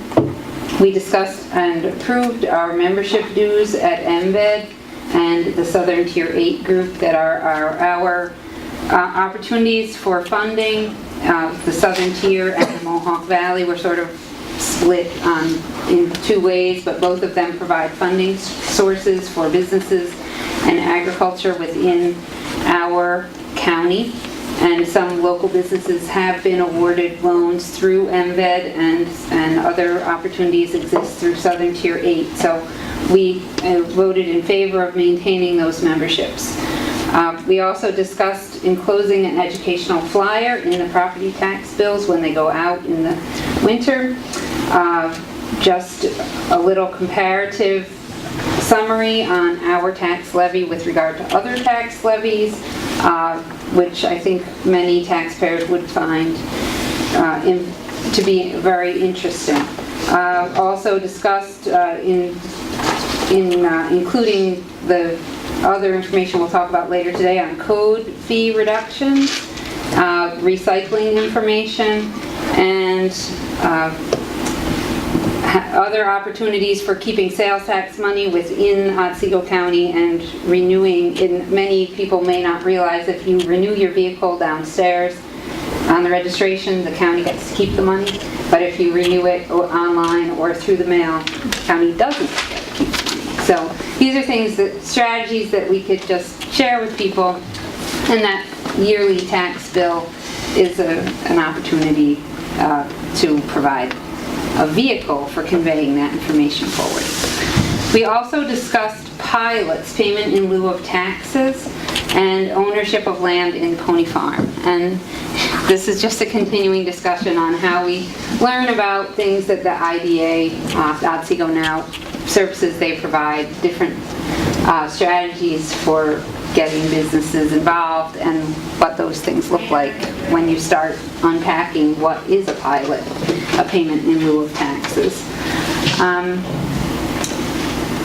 Then we had our second meeting on October 30th, which was preceded by our energy small group. And I can share with you the members of that energy small group: Michelle Farwell, myself, our county representation, Bob Wood, the supervisor of the town of Oneonta, Leslie Orzetti, the executive director of OCCA, and Greg Mattice, who is a city engineer in Oneonta. So we met at 8 o'clock. We came in early. Carol let us in. And actually, the security guy let me in, but Carol said she would if we needed it. What we really just decided, we were assigned to come away from that meeting and develop a vision for what this energy group is going to accomplish. And we'll be sharing that with you as we develop that out. We just really we decided we need to figure out our vision, and then we have to figure out what we need to know and who we need to ask to help us get that information. And hopefully this will help shape some development in the county for, in the years to come. It's not going to be a quick process, but hopefully it will be a productive process. That was then October 30th. Yes, we also had that day a workshop with NISAC staff. Stephen Aquario and Alexandra came down, and they did a goals and visions and values workshop. And I do understand that this was related to county governance, but Stephen sort of tied it together for us, that this is like a pre-step to any sort of just getting a kind of a grip on what direction you want your county to go in. And I know I'm not saying that as eloquently as I could, but we did come up with a couple of different these teams, and we came up with just different strategies for what we would like Otsego County to have as a vision, or and what were our values and what were our goals. And he is coming back. I don't have the exact date nailed down yet, but I will share that with you when it becomes available. Our next regular IDA meeting is the 13th at 9, and then our next governance one is the 27th, preceded by the energy meeting at 8 o'clock. And then we hope that the NISAC group would come back and bring with them a county administrator to talk things over with, and some other types of county staff people that I don't remember exactly who they were, but I think an IDA member maybe, and someone from Saratoga County. So definitely we would be having some guests, and hopefully they would be able to provide some insight on county governance as we build that out. Any other questions? Okay. I just have a question on the energy, I don't know, group, committee, Yes. advisory committee, whatever it is. Would it not be prudent at this point to put somebody from the business community who has knowledge of the business community's energy needs on that committee? So as you're developing a vision, it keeps in mind, because it seems like it's very heavily government people that are on it right now, and a nonprofit. Right, and I understand your question, and I'm just going to say that we didn't, as in the early kind of incubation stages of this whole project, we didn't want to, to get it too big too soon. And I think that we'll be able to address the needs of the business community going forward. It's definitely why, partly, it's why we're doing it. We want to be able to provide information to everyone who wants to build out their infrastructure and provide the best way to do that. So they will be drawn into the conversation. I think it's better at the start, you'll get the buy-in, then bring them in. It's already a buzz. Well, thank you, Kathy. But the Chamber of Commerce is They have doing their that same own- thing. yeah, There's they a are, parallel movement there, so maybe eventually you're going to be able to cross And if over. I could just add in, yeah, we're keeping the lines of communication open with the Chamber of Commerce. We went to their meeting, that was on the same day, I believe. It was, yeah. And to let them know what we're doing, and let them know that we're very interested in hearing what they have to say, as well as Otsego now. And also just and that part of our vision is, we don't have the wording finalized, but we had agreed on 3 components, and one of the components was addressing the needs for economic development and growth. I know I'm on your committee, but I mean, we talked about the exact point Kathy is bringing up, that you know, to move away kind of from like insinuating this is like the leaders of the committee, right? I mean, they're setting the groundwork. They're using a template that comes from NYSERDA, that, you know, kind of like organizing this and then bringing all the other people in that really would have the conversations and have the dialogue. And the skills and the knowledge. This small group is not really, you're not making decisions, you're just setting parameters in a way so this can actually move forward in a successful way. That is my hope. That's what we talked about at IGA.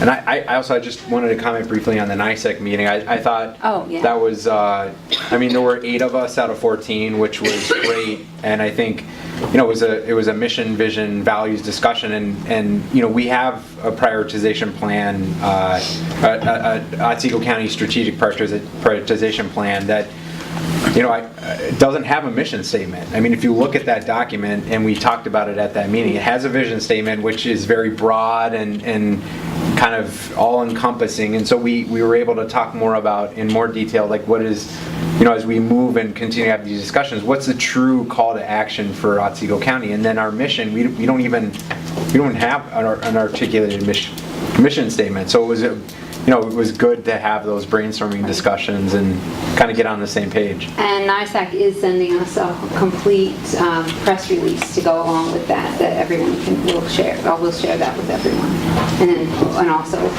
with the press. So, any other questions? Comments? Okay, thank you. Human Services. Yeah. We met on October 18th and went through the normal agenda, looked at the fiscal situation, talked not only about the routine fiscal issues, but also about sharing IT services with DSS, which turns out to be a fairly complex issue, and we had some extensive preliminary discussion about that, which was finalized at admin, and I assume we'll hear about that when you give your report. Yes. November is Adoption Awareness Month, and that's involved with DSS because many adoptions come from the foster family system. And so just so you know that. Personnel issues, vacancies, there's another reorganization plan that we were hoping to be able to provide resolutions for today, and that didn't work out. But we're trying to move eligibility workers into accounting since Lisa Graham it supervises them, and we're just changing the organizational structure so that happens. We talked a little bit about M&C manual, the changes there, and you'll be asked today to make at least one of the changes by resolution. The $1,800 and change that we collected from our induction weekend parking project will hopefully be rolled over to next year where they can be spent on the tiny homes project. This is the third committee report out of 3 that's mentioned the tiny homes projects, which it's great because it's something that covers a lot of ground. Hopefully to get washer dryers with, or perhaps to plant some trees as a light barrier for a neighbor who had some concerns about that. So that's ongoing.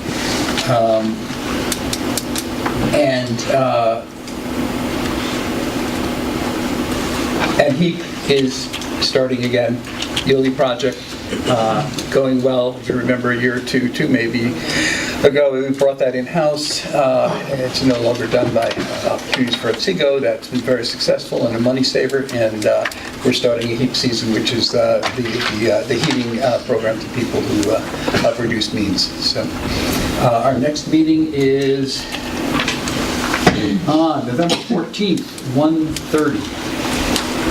On the 3rd floor conference room, and you're all welcome to come. Questions? Good. Very good. Public Safety and Legal Affairs, Representative Frazier. Thank you, Mr. Chair. Sorry, Gary, I'm not going to mention 10 minutes. You just did, so that's 4. We met on October 24th. We approved renewing the contract with Catholic Charities for the Alternatives to Incarceration Program. We discussed the request of the ATI board to allow the judges some discretion on how and when to collect the ATI fee of $100. In the past, they have to collect $100 before they can enter the program and do their community service and stuff. There's a couple of times the judges feel that it hinders some of the participants or potential participants from entering the program. They want to set up a payment fee or whatever. They also say that there are some times that potential participants use the fee to prevent themselves from having to do the community service. So we have given them permission to the fee must be paid before satisfactory completion of the program, but not necessarily prior to beginning the program. We also discussed moving the ATI program budget component to the probation department and out of Carol McGovern's budget. We discussed and approved a new fee schedule that Tony Gentile provided us on fire inspection and building permits. This has been an ongoing conversation for quite a few months. This is Resolution 306 today. Dan Naughton, our probation director, requested some restructuring, reclassifying of a position in his office. We approved. We then also discussed with him the ATI, and he felt that it was a logical decision I explained that many counties have their ATI programs administered by their respective probation departments. We approved multiple purchases for the sheriff. We had a brief budget discussion regarding another part-time deputy sergeant position for 2019. We discussed the proposed full-time public defender salary with Bruce Maxson. The salary, the position and salary are still being discussed. I updated the committee on the ongoing conversation with XNG. The company has been invited to our committee meeting in November. No definitive answer from them yet. They have stated that their traffic on New York State 205 has decreased dramatically. They have modified some of their routes. They will continue to exercise their right to drive on all public roads, but they will attempt to minimize the impact on any one community. They have stated that they anticipate the number of round trips on 205 in the fourth quarter of 2018 and the first quarter of 2019 to be between 8 and 10 round trips a day, which, depending on who you hear, that's cut by 70%. We approved several training and personal requests from Denise Oliver of the Child Advocacy Center. We meet again on November 15th at 12:30 in the conference room. Any questions for Representative Frazier? Okay, hearing none, we'll move on to Health and Ed. Representative Stammel. Thank you, Mr. Chair. We met on October 15th. First, we met with Terry Neff, one of our reporters. He distributed a copy of a bound copy of information, policies and guidelines. So that included really any formal county policies that touch on his area, but also just sort of informal protocol and informational things. He put it all in one place to help with onboarding for future coroners and for helpful to us as well to know exactly what he's doing. And Gary, I know you're working on policy things, so I'm happy to share that with you. Yeah, I'm gonna. Coroner Knapp also provided information about recent coroner calls, which is always interesting. Sue Matt from Community Services met with us. First, we discussed a large amount, over $150,000 of federal salary sharing from 2016 that's coming to us, and some discussion on how to expend those funds moving forward. We approved 3 funding resolutions related to the System of Care grant expansion, or expansion grant rather, that we've discussed previously here. So the first one was with Family Resource Network for the Behavioral Resource Center for over $163,000. The second one was with Bassett. Tammy Harris gave a summary of the DEC recycling meeting she went to on October 12th. Karen stated that e-waste DEC funding is available and she will be applying for that.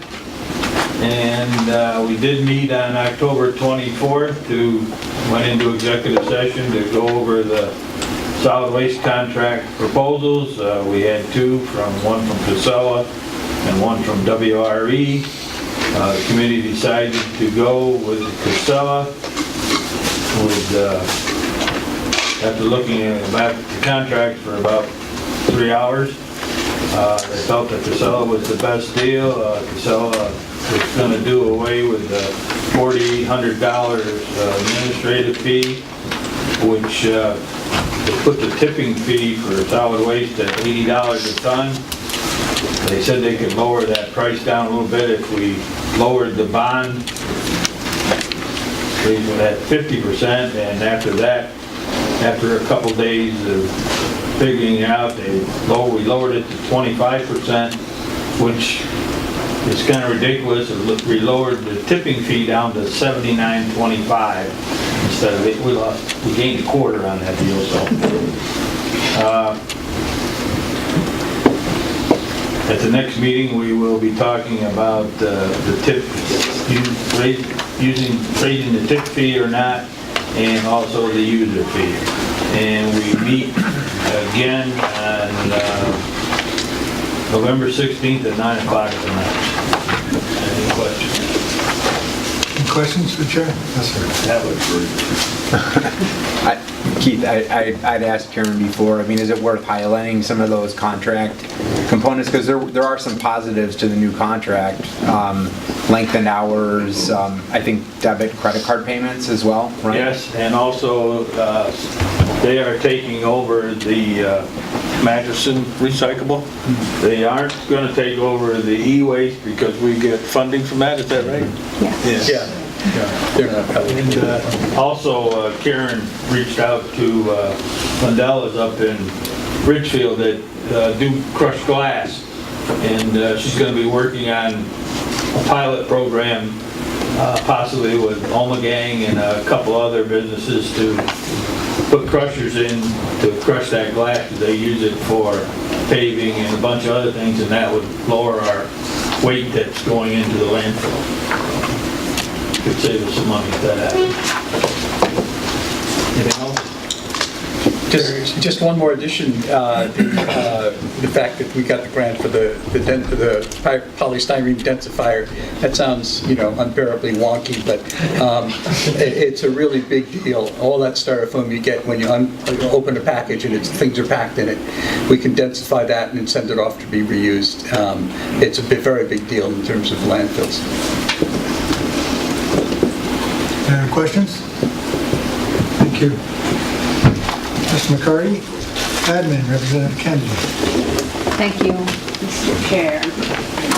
So many of the things that we talked about in admin, we have talked about in each of the committee's reports. So I'm only going to mention some of the ones that didn't make it already. Highway, we did budget transfers. We also discussed additional information, using a short list of engineering services related to the new Gilbertsville salt shed, and also some, we approved for Park Lane Construction to do some work, additional work on that Gilbertsville salt shed site. We did also talk about the Gillies contract and extended it to 12/31/18, at which time hopefully the questions with the RFP will be resolved and we'll be able to move ahead with that. We had an overview of the county's insurance policies presented by Michael Hutcherson, and it was at this time just a broad overview, very extended amount of information on policies and coverage, and we'll be finalizing those probably at our next meeting. We did the community services. We had a discussion of that system of care expansion grant. Also, some equipment and things from the Sheriff's Department, license plate reader, surveillance cameras, medication carts. We also had the county attorney present the local law that we are going to be looking at today. It's attached to the consent agenda. You probably already saw it. But it's with regards to the opioid epidemic, and this is going to help us prepare for dealing with the potential litigation that we would become involved in, and how we would be able to have measurable numbers and things to put forward when we're hoping to get a settlement with regards to the opioid manufacturers. We also discussed the workers' compensation RFP for a third party to handle claims, administration, payments, and related services, which isn't due now, but will be, and it's a very complicated process. We wanted to get that started. We discussed personnel adding a Facebook page to use as an additional recruitment tool. And we discussed the 17 department heads and 4 board of representatives who attended the goal-setting workshop on October 19th, which was separate from the one that we did on the 30th, but also related with regards to goal setting. And we did discuss the as appears in resolution number 311, the eliminating of the birthday holiday and adding the day after Thanksgiving as the official day off. And that will be amended and added as amended into the administrative and confidential employee handbook. And kudos to IT and DSS for figuring out how to put that new position in that is going to help both of their departments and also allow for accurate reporting of the DSS time in the,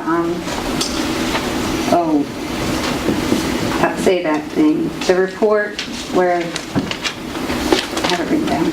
Oh, yeah. What is that? Cost allocation Cost report. allocation. So we did choose finally choice C. There were many different options that even Brian had put forward, and we felt that that's different. Cost allocation report is prepared, and we have chosen a vendor to prepare that cost allocation report for us. Resolution number 315 is the opening, was the accept a bid for the Roses Hill property from the Otsego Land Trust. Resolution 318 is many transfers for the budget. And really, that was a very long meeting. It went from 9 a.m. until 3, so I may have missed a few points, but that's the edited down version. If there's any questions, I'll be happy to answer. Any questions? Hearing none, we'll move on to the special committee. Next meeting. Oh, I'm sorry. Monday, November 26th at 9 a.m.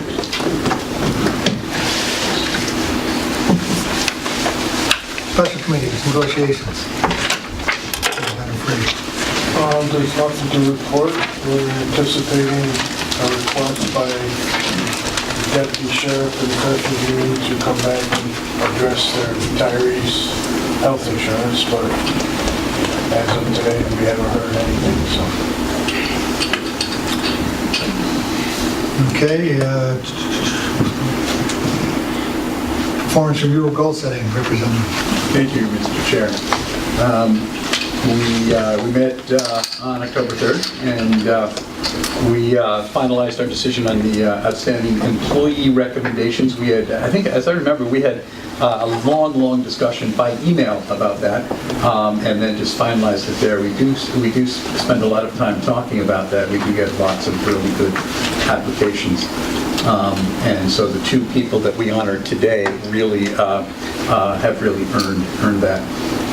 We have two policies that our committee is responsible for: evaluation of MNC and non-MNC employees, and we began the process of approving or revising those. Talked about scheduling department head evaluations. And we talked about the goal setting workshop that Meg has already discussed with us. And the next meeting is right after this meeting. Penny is on vacation, I think, today. Is that correct? Is she not? Or she's back. She's back? Okay. She's back. All right, good. Hopefully she'll join us then. We can make some more progress. And that's it. Questions? Hearing none, we'll move on to communications and strategic planning. Representative Marietta. The committee doesn't have any minutes for the most recent meeting. We had 2 of our 5 members, but we still we're continuing this process. As my colleagues know, the committee actually doesn't have any official formal standing, so whether it has quorum or not, actually, I guess doesn't matter somewhat. But we're trying to address that. But we still met, Danny and I, with Jody from the IDA to move along the process of putting together the draft committee work plan for Intergovernmental Affairs Committee, which has a number. We've now finalized 2 of these committee work plans, and I think I mentioned this at the last board meeting. Maybe at that point we'll add Public Works. Karen Sullivan and SWEC have now finalized their work plan. Karen emailed it to me. I had to consolidate the mission statement into the work plan, so I'm going to email that to everybody this week. So we now have 2 committee work plans done, and so IGA is a little bit more complicated. It has about 6 different areas, 6 or 7, with planning, Veterans Affairs, which we're hoping to piggyback off an upcoming IGA meeting to talk more about kind of capturing that information. Economic development, which we captured from Jody. We need to integrate tourism. We also need to integrate Board of Elections, and then also the board itself.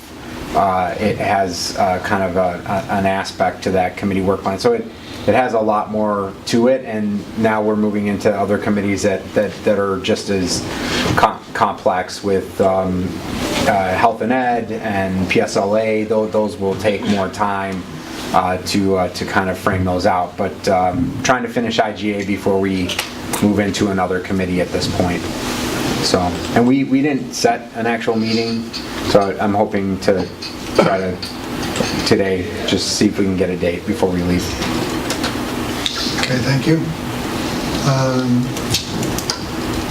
Any other people who have commitments like land bank? Budget, did you want to do budget? Oh, budget. Yeah, we didn't go on that. Thank you. Budget workshop? Yeah, the budget workshop, we met, and we've been working with Alan very closely on preparing the budget, and we did set a public hearing for the tentative county budget. It is November 27th at 6 p.m. in the county courtroom on the 2nd floor of the courthouse. So that was one of the major outcomes. We are also meeting tomorrow at 1 p.m. on November 8th, tomorrow at 1 p.m. Just trying to prioritize and fine-tune how the budget will be finally presented. It's been a project, and I think that we've done very, very good work on it, and we will have that meeting tomorrow, which should be one of our last meetings. Any questions on the budget? Dave? Yes. Just quick thing on policies. We'll be engaging with policies at admin and also with bylaws and admin, hopefully at the beginning of the meeting, not 6 hours into it, when everybody's ready. It'll be much more meaningful at the beginning. And also, there's almost like 2 levels of policies in the county. We have the official manual, and then each department has a set of policies, and I'm going to ask department heads to take whatever they have written down. I don't mean things that they have in their head, but just whatever's written in terms of policies for their department, and said that, and take for the department heads to collaborate with their department to see whether they still work, and then bring them to their parent committee.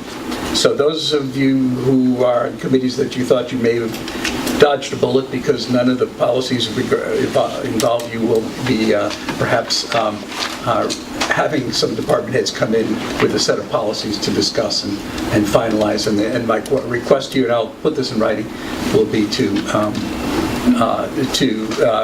either revise them or accept them or eliminate them, depending on what you think is best, and then send them back to the department that way, just so we have a look at all of them.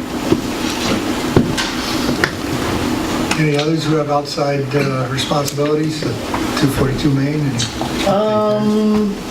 Well, the mayor came to Public Works at the last meeting, and just to find out, just to check in and say that they're interested in the building, but, you know, if the county is not ready to sell it within the next few months, they just want to know for the developers. They now have a couple different developers that might be interested in that. And one of the people might be the Artscape. I went to the public meeting they had about the Artscape, which is a nonprofit real estate development company from Minneapolis to do live workspaces. And that was one of the proposed, the Westcott lot and 242, I think is one was on the list, but they looked at a bunch of different properties. So, Okay, part 2 of that is identifying a new location. Right, and we've asked the mayor to start looking into that. And then we also believe that it's more prudent rather than going to like a second order communication, like you talk to us or we go to our various committees, then talk to the mayor talks back to us and we go back. We felt that it would be more prudent to invite him to the various committees. So the next step would be to work with Representative Stanwell and the mayor to set up a time where he can come out with it. What is the mechanism for us deciding to sell or keep 242 Main? If we get a grant. Sue is applying for the larger pot of money, I think, through the health department to look at that. And so we're kind of held captive on our end. But the mechanism would be admin, wouldn't it? Yeah, and then But that's great, if we have a grant, then we've got a tool, but we still have to make the decision, and then we use the tool for that decision. I mean, I'd hate for a decision to depend on, we're getting a grant, so we go. That means we've already made the decision to go. And as far as I know, that hasn't I happened. think the decision was the grant was to even investigate it in the first place. Because right now, we're not sure of what the rents would be, of commercial space, and how much that would cost as opposed to owning, or if we can even buy a building on our own. I mean, there's a lot of kind of information that we're not privy to. Right, and that's the information that needs to be gathered by your subcommittee, is to we're still working on that. identify a alternative site and what those costs would be, compare those costs to the current costs and see which one makes sense. Security being a large issue among them. Okay, land bank, I'm sorry. Oh, land bank. I was not able to attend the last land bank meeting, but I am attending their opening of their new office space in Little Falls tomorrow morning. They're having a ribbon cutting at 8:30. And I did call in on the executive committee phone call with the LISC, which is the organization that monitors the grants that they get. And I am happy to say that they were awarded in the next round of funding $1.2 million. And we do have to write some sort of a letter of support that indicates that we are aware of that $1.2 million. And I have the text of it in an email, but I haven't yet shared it with Carol, but I will. So they are working on projects. They are moving down into Otsego County with a couple of projects that were on the list that we went over in the group phone call on Monday that I participated in. The 26 Canandaigua Street in Richfield Springs and the one in Cherry Valley is also progressing. So it will be great to start using the land bank for the intended purpose and hopefully even do more. Andrew, do you have anything on Otsego now? Well, since Jody's here, I thought maybe I'd turn it over to Jody. We approved the 2019 budget, right? Anything else? No. Well, actually, as Peter knows, we are still evaluating the site in the town of Maryland. We did actually on Monday, I think it was Monday, it's been a long week. We did have a site selection company from down south come up and take a tour of that facility. We do know from their aspects what they were looking for. They obviously liked the site enough to come up, and it may not work for the company that they're working with right now, but they did give us some ideas as to what we would need to do to make that site ready from their perspective. And we did, as pointed out, we did adopt a budget both for the Capital Resource Corporation and our Industrial Development Agency, and with that I won't take up any more of your time. But I will be at go through the budget with the IGA a little bit in more detail. Great. Jody, so it's my understanding that the development company came up, they thought the site was very promising, and if it was shovel-ready, they had some potential candidates. For this particular company, what they were looking for was about a 1 million square foot blueprint for the company. They had certain requirements that that their client expected that the site would have. One was their electrical components, and actually I talked to National Grid about that, and it would probably take about $3 million to put in a new substation to handle the volume of electricity that they would need at the site, but that is doable. Otsego now, or I had offered that we would consider putting up $100,000 to bring high-speed fiber optics into that site. That was another concern they had. One of the other concerns they obviously had is, for this particular company, they wanted a sewer system. And we talked about doing on-site septic for about $100,000 or a closed system sewage treatment plant for about $500,000 that was feasible. The water system was adequate for their demands, and the only other issue that there was two other issues. One is they prefer, and they stressed that they would like natural gas at the site. And then the second issue, the last issue we have, is that it is a potential site area for bats. So we'd have to do an environmental review of the bat habitat in that particular area. But they did like the site, and they did say if it doesn't work for this client, they may have some other clients that would be interested in it. Thank you.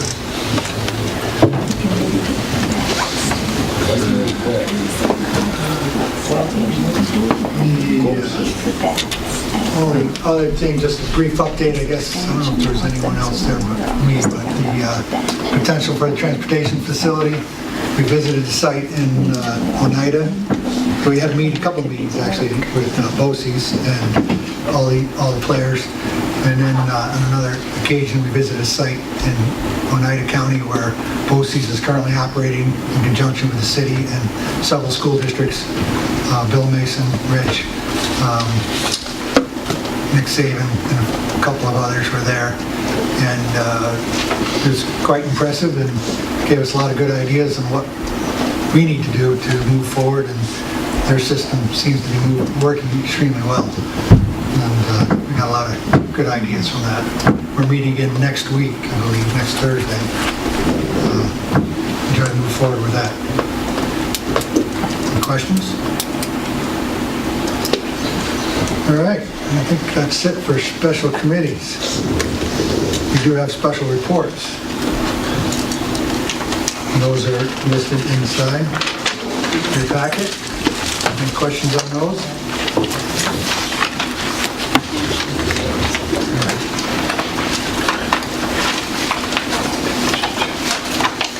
So first, I'd entertain a motion to dispense with the reading of all reports and resolutions. So moved.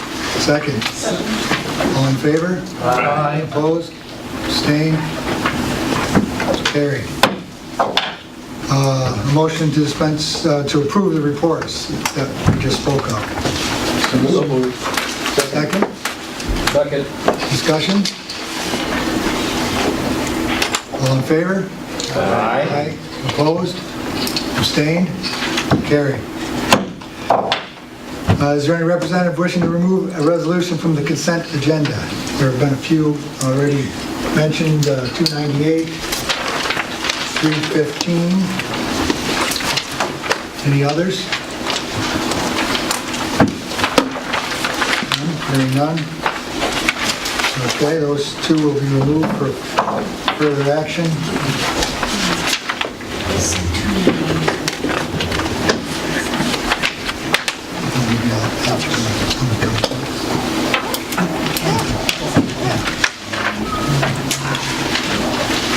Okay, whoops, 215 is the legal interest. Okay. All right, motion to accept the consent agenda. So moved. Second? Any discussion? Roll call vote? Frazier? Aye. Farwell? Aye. Clark? Stammel? Aye. Kennedy? Aye. O'Bradford? Aye. Bliss? Aye. Marietta? Yes. McCarty? Aye. Wilbur? Koenig? Aye. Martini? Lappin? Aye. Shannon? Aye. 5,187 ayes, 0 noes, 1,041 absent. The consent agenda has passed. Okay, resolution 298.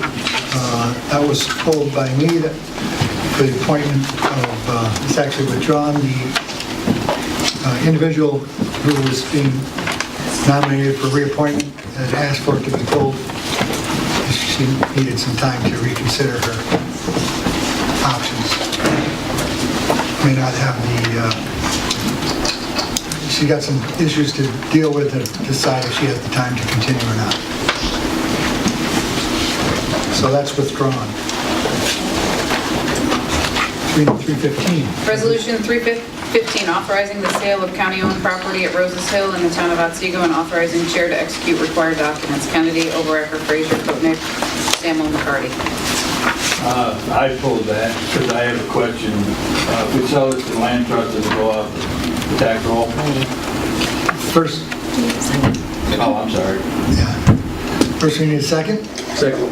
Okay, and before we... I can't second. I'll second. Okay, and before I move any forward, I want to let you know that I'm going to abstain, because I'm on board with the land trust, and abstain from the vote and any discussion. Can you answer to Keith's question? Yeah, does it land go off the tax roll if we sell it to the land bank? Land trust. Land trust, I'm sorry. Well, that would be up to the individual assessor. I don't really know anything about their structure and how it's set up. Didn't they last month? Weren't they here? Mm-hmm. And they said, I think they said it stays on the roll. Some of it does and some of it doesn't. I mean, I haven't talked to Hank, but a year or two ago I talked to him about it. And he showed me the list. Some of it is and some of it isn't. So my concern is, I don't think we should be selling land that's going to go off the tax roll to make more burden for the rest of the taxpayers. I think we have an interviewer from the land trust here that can maybe answer that question. Yes. Hi, I'm Joe Homburger. I serve on the board of directors for Otsego Land Trust. Thank you for this opportunity. The question about whether property comes off the tax rolls is dependent on a couple of factors. And those factors need to be determined after we are successful in owning a piece of land.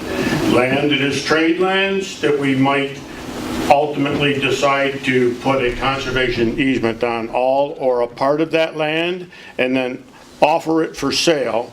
While the land trust has trade lands in its possession, we pay taxes. If land is sold with a conservation easement on it, that new owner, if they are not another tax-exempt organization, would pay taxes based on the value of that property with that encumbrance of a conservation easement. We have about 7 parcels of land in the land trust that we own in fee title. Those properties are tax exempt. The caveat with that is that all of those lands are open for free public access to the community. They afford great opportunities for fishing, canoe kayak access, hiking, skiing. So that is our return to those communities where our fee-owned properties would come off the tax roll. Does that help? Doesn't say anything about hunting. We do have some properties where we have enabled people that live near there, adjoining these properties, to have hunting. We would go through a process to look at the conservation values, the attributes, assets of a given piece of land, and develop a management plan.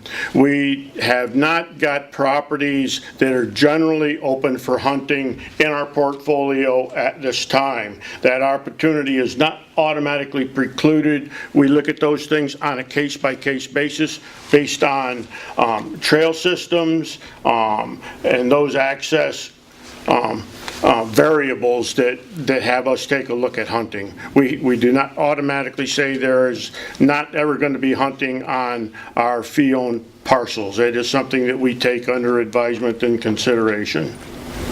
So you want us to make a decision about selling a property that we don't know it's going to be tax exempt or not, because you're going to make the decision afterwards. Is that what you're saying? That would be a fair summary. We would very much advocate for the purchase of this property. I would speak to the point that the land is contiguous with an existing piece of property called the Federally Forest. That's a 106-acre parcel of land. The conservation management plan for that property says that we have decided that the best use, in our view, for the land trust for that land is for forest management and sustainable forest resources. That's what we will also bring to the table as the tax generated by timber sales and value-added products throughout Otsego County and others that take advantage of that. So there is that added return to that investment of land trust owning and holding lands. Well, if that's the case, we might as well keep it for ourselves as our own forest. That's not necessarily the decision that was at hand. The decision at hand from the board and the treasurer's office was to put that land up for bid and to see what we could get, right? And Otsego Land Trust bid, and that bid was endorsed by the treasurer's office with the idea to move that forward to this full board for a vote on that. And I'm of course going to stand strong on advocating that there are a lot of benefits to Otsego Land Trust owning that property. It knits and forges our alliances and partnerships with the county forestry initiative now. We have a good forestry technician at hand. So it's a partnership building opportunity that we really have enjoyed to this point, working with those folks at the treasurer's office, legal counsel, and I'm here to say I think it would be a good investment for Otsego Land Trust, and it's a good partnership. And while I've got a brief minute, I'm going to encourage people to call for a vote on that item. I think it's a worthwhile venture. We put that out for bids. We have a right to reject or accept any bid. So you absolutely do. Just because the treasurer said it was okay doesn't mean it could pass here. There's nothing saying that. You know, I'm just concerned about it going off the tax roll and burdening people that have more people paying their taxes. That's my concern. The piece of, you say it's contiguous to a piece that you have already. That's correct. The piece that's contiguous to, you're paying no taxes on. That's correct. We have dedicated that to forest production. It knits very well with the other piece of land that we own, Deolongo Island and Candarego Lake. Is that what you're talking about, is the island, or you got land right next to that? The question was, do we own land directly adjacent and contiguous with this parcel? The answer is yes. That parcel is connected visually to Deolongo Island, and revenues come to the county. Every year that we have an open house about that Deolongo property, there are at least 100 people come. They come from the Mohawk Valley to get out to Deolongo Island. So that knits very well with touristry enterprise and further sustainability. There's canoe kayak rental people on Candarego Lake that rent canoes and kayaks. Those people visit unencumbered Deolongo Island. We have hikers that come to the Federally Forest because there's a superb view right down on Deolongo Island, and you'll see photos and pictures of that in various promotional materials for Otsego County and the surrounding area. I'd just like to point out that from a conservation standpoint, preserving multiple contiguous tracts of land is kind of what we all aim for, and what the Land Trust, I understand, is aiming for as well. It greatly increases the ecological value of both areas if they're under the same entity with the same type of management plan, and then also contributes greatly to our recreational and tourism values as well. So thank you, Joe. Thanks for building on that. It also creates a bigger tax base for the ones that are paying taxes too. Necessarily. This is my area of expertise, so that's why I'm asking this question. So given the purchase price of $151,000, am I correct about that? And what you're suggesting is to keep it and perhaps see... I'm not suggesting keeping it. I'm suggesting if we have to go back out to bid again, maybe we have to lower it down to a minimum of 130 to get somebody in, but at least they'd be paying taxes on it. So, okay, so you're not talking about forest production? Well, whatever. I mean, it's already been logged off twice or 3 times in probably 10, 15 years, so that part of it is going to be a while before it can be logged off again. Okay. So you're suggesting, actually, if we're going back out, if you're going to go for a forest reserve, we might as well keep it for ourselves for $150,000. Wait 20 years and cut it off. Pete was first, I believe. So our original purchase paid for it. If you took just $5,000 a year to address Keith's concern, and taxes could be whatever, but I just picked $5,000 a year. To get $151,000 to come back, you're looking at a 30-year return. So, for me, if this was a business looking at buying a piece of equipment and then either reselling it or something along that line, to realize 65% of our investment initially, I thought makes sense to me. And again, it's a valid concern about taking it off or potentially out of the tax base. But at $10,000 a year in taxes, so you're at 15 years. You see what I'm saying? So, I mean, is that, having this money up front, is this, a good investment or a value for us? I just have a question that maybe Ellen can help with. As a way to think about this, if this were a church that wanted to purchase this, then it would be off the tax rolls as well, right? Is that? As long as it met the requirements and it's a decision that the local assessor ends up making after reviewing documents, etc. Okay. But generally speaking, if it was a valid church being used for church purposes, worship purposes, then it would. If it was a church building that they just owned and were renting out, then it wouldn't. Okay, and then so in the county has the ability to say, and I know we can reject all bids and then rebid it out, but there would be nothing to stop that Otsego Land Trust from bidding again. So my question is can the county decide we don't want to sell it to this kind of person, but we do want to sell it to? Is that a decision that we can even make? That we don't want to sell it? Say, we don't want to sell it to, let's just say, for example, it was a church. Right. That came in with a high bid. Can we decide we don't want to sell it to a church because we know it will go off the tax rolls, we want to sell it, we want to try to rebid it out?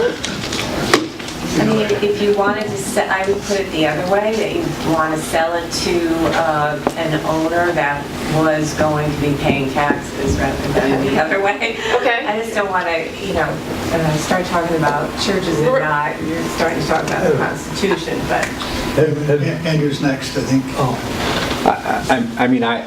I just want, I guess, just to remind us all that this was actually in the budget last year, and we never failed to actually carry out the the very process of even putting the property up for sale. So it took us 2 years just to get to this point of actually even getting a bid in. And one bid, so we've been talking about this for 2 years, and clearly no one's been knocking at the door. So, I guess if we're playing the long game, I guess that's maybe one perspective, but I think regardless of the organization, utilizing the land, putting it to good use, and there is an economic impact factor that absolutely results from the land trust efforts. I think, I would be an advocate for ending the discussion soon and putting this to a vote.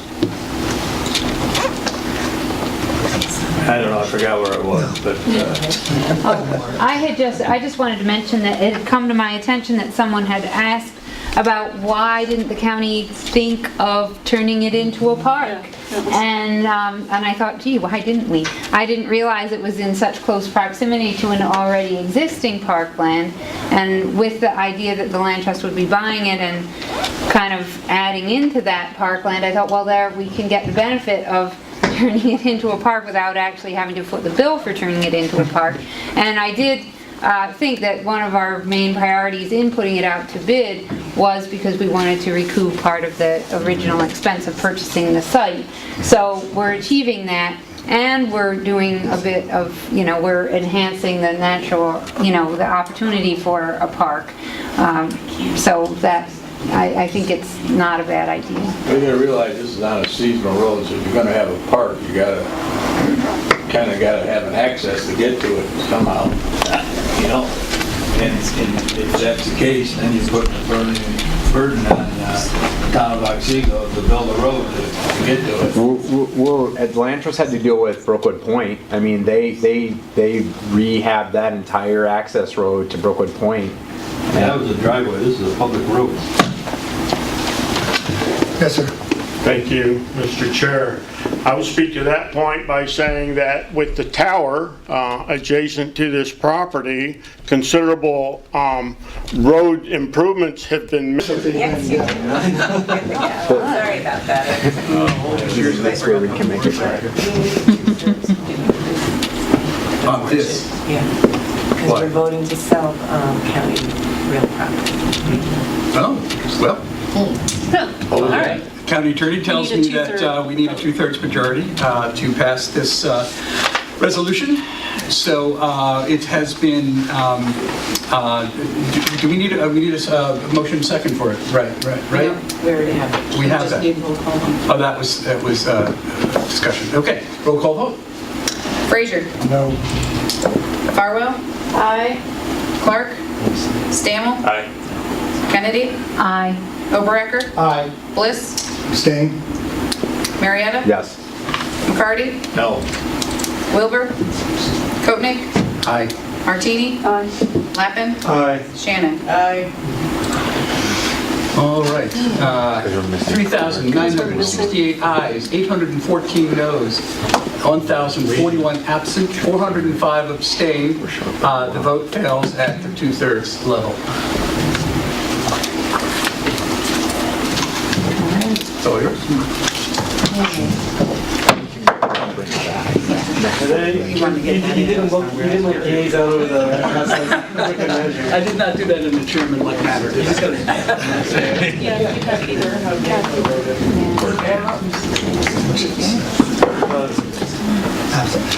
So, moving forward, I guess we have to go back to committee and decide if we're going to rebid or what the next move is, or revisit.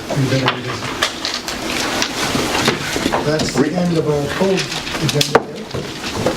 Now we have to move on to, there's no late resolutions? Thank you all. There are no late resolutions.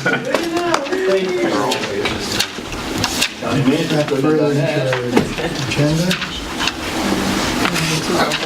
County manager sold the property 2 years ago. That's really... Oh, I think committees only meet once a month. Look how long it took. What do you mean? We met twice this month. Okay. It's a record breaker. Well... So I just wanted to discuss briefly, we have 2 local laws that are being presented and today to be held over for public hearing. One is a very small change in the, speaking of the real property tax process.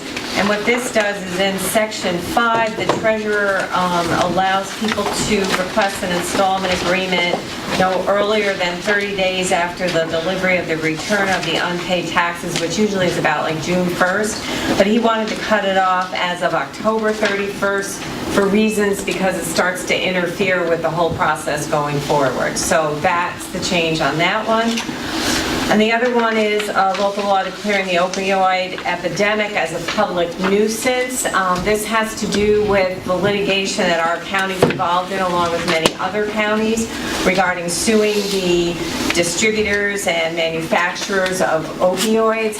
It's to basically provide the county a legal basis for recovery of damages from those defendants. And if anyone has any questions on that, I'd be happy to answer them. This exact local law has been passed in probably about 10 other counties that are also participating in the litigation, and it was recommended to us by the law firm that is representing us.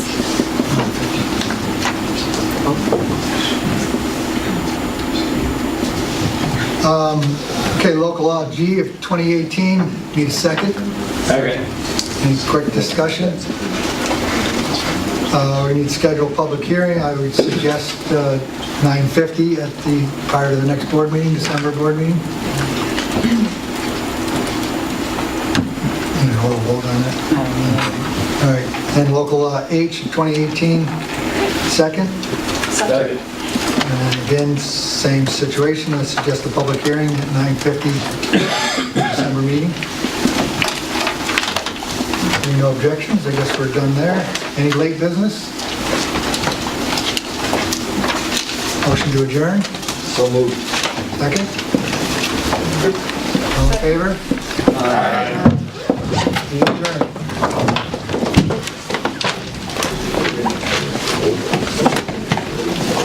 Give a date for our next meeting. Is that what she's there for? 14th is what you Got it. at 9. The RGS next door? So I heard you mention during one of your committee reports something about a flyer for the taxpayers. Oh, yes. So what kind of flyer is it? Because in the past, when we inserted a flyer, it had to be a local law. So that's going to be like when we did the DMV. Yeah. So we might, I don't know if we need more information or